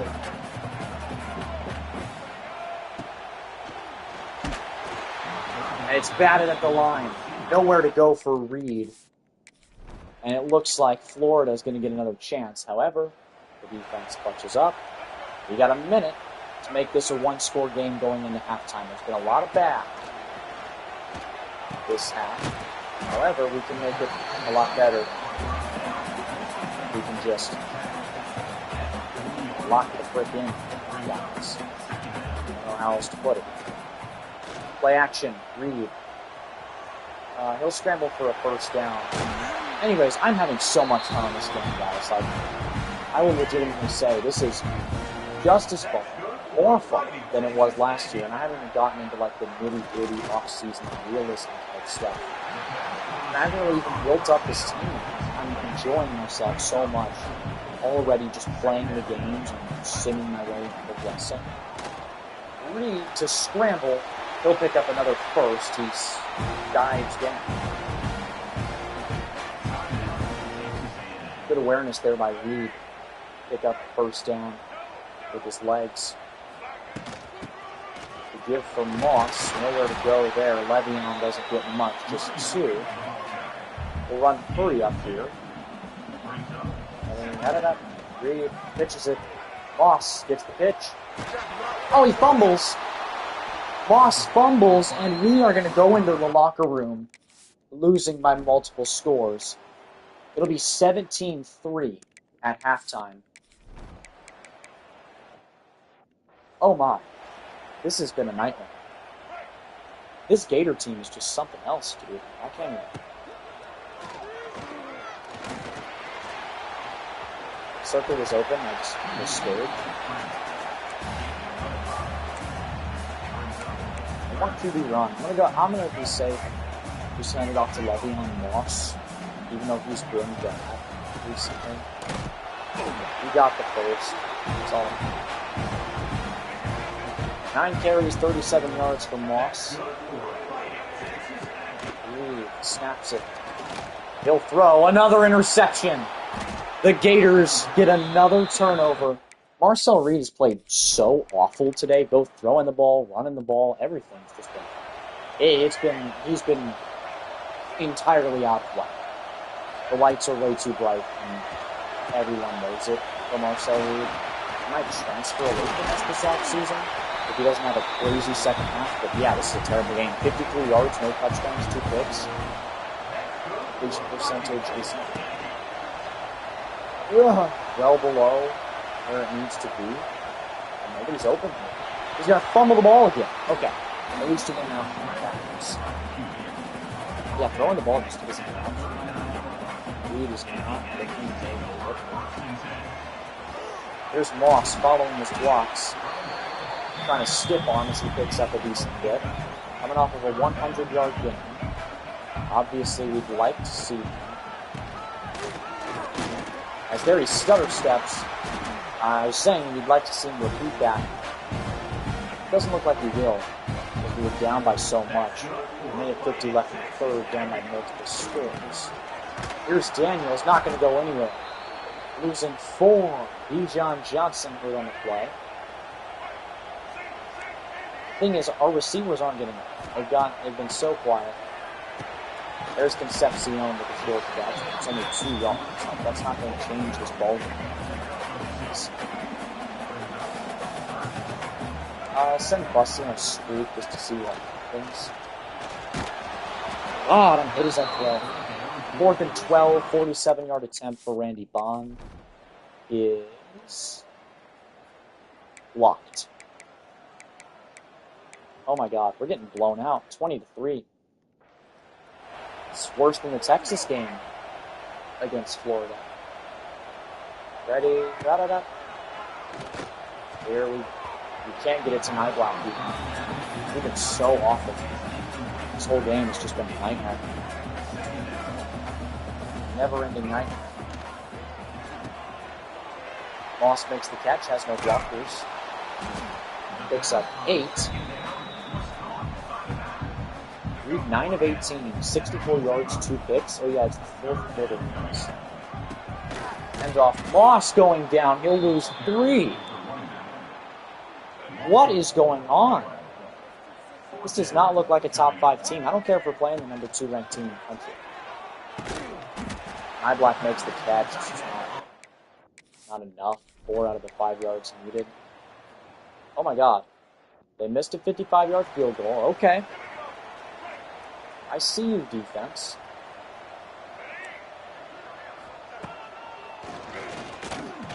No way, that's another. Okay. I was about to say, that's another pick. I'm joking. Alright. Here's Reed. Snaps it. To give. Moss. Nowhere to go. He's stopped with a loss of 1. 3rd and 11. We've lost this game. I just want to see if we can get a touchdown. Have the stats. That one is caught by Concepcion. He gets close. It'll be 4th and 3. We'll try a jet touch pass to Craver. See if that works. And of course, we're going like 10 yards backwards. Oh, that might be the last time we touch the football this game. Yeah, it is. We lose 20-3. The Gators absolutely stomp us at home in the blackout. Reed was horrible. Moss was horrible. Concepcion was horrible. The whole team was bad. The whole team just sucked. But specifically, the pass rush was great the first 3 weeks, has been non-existent since then. Absolutely awful. We go down to 5-1. I expected 8-4, so looks like we do get a good commit. Gabriel Traore, the 5-star corner.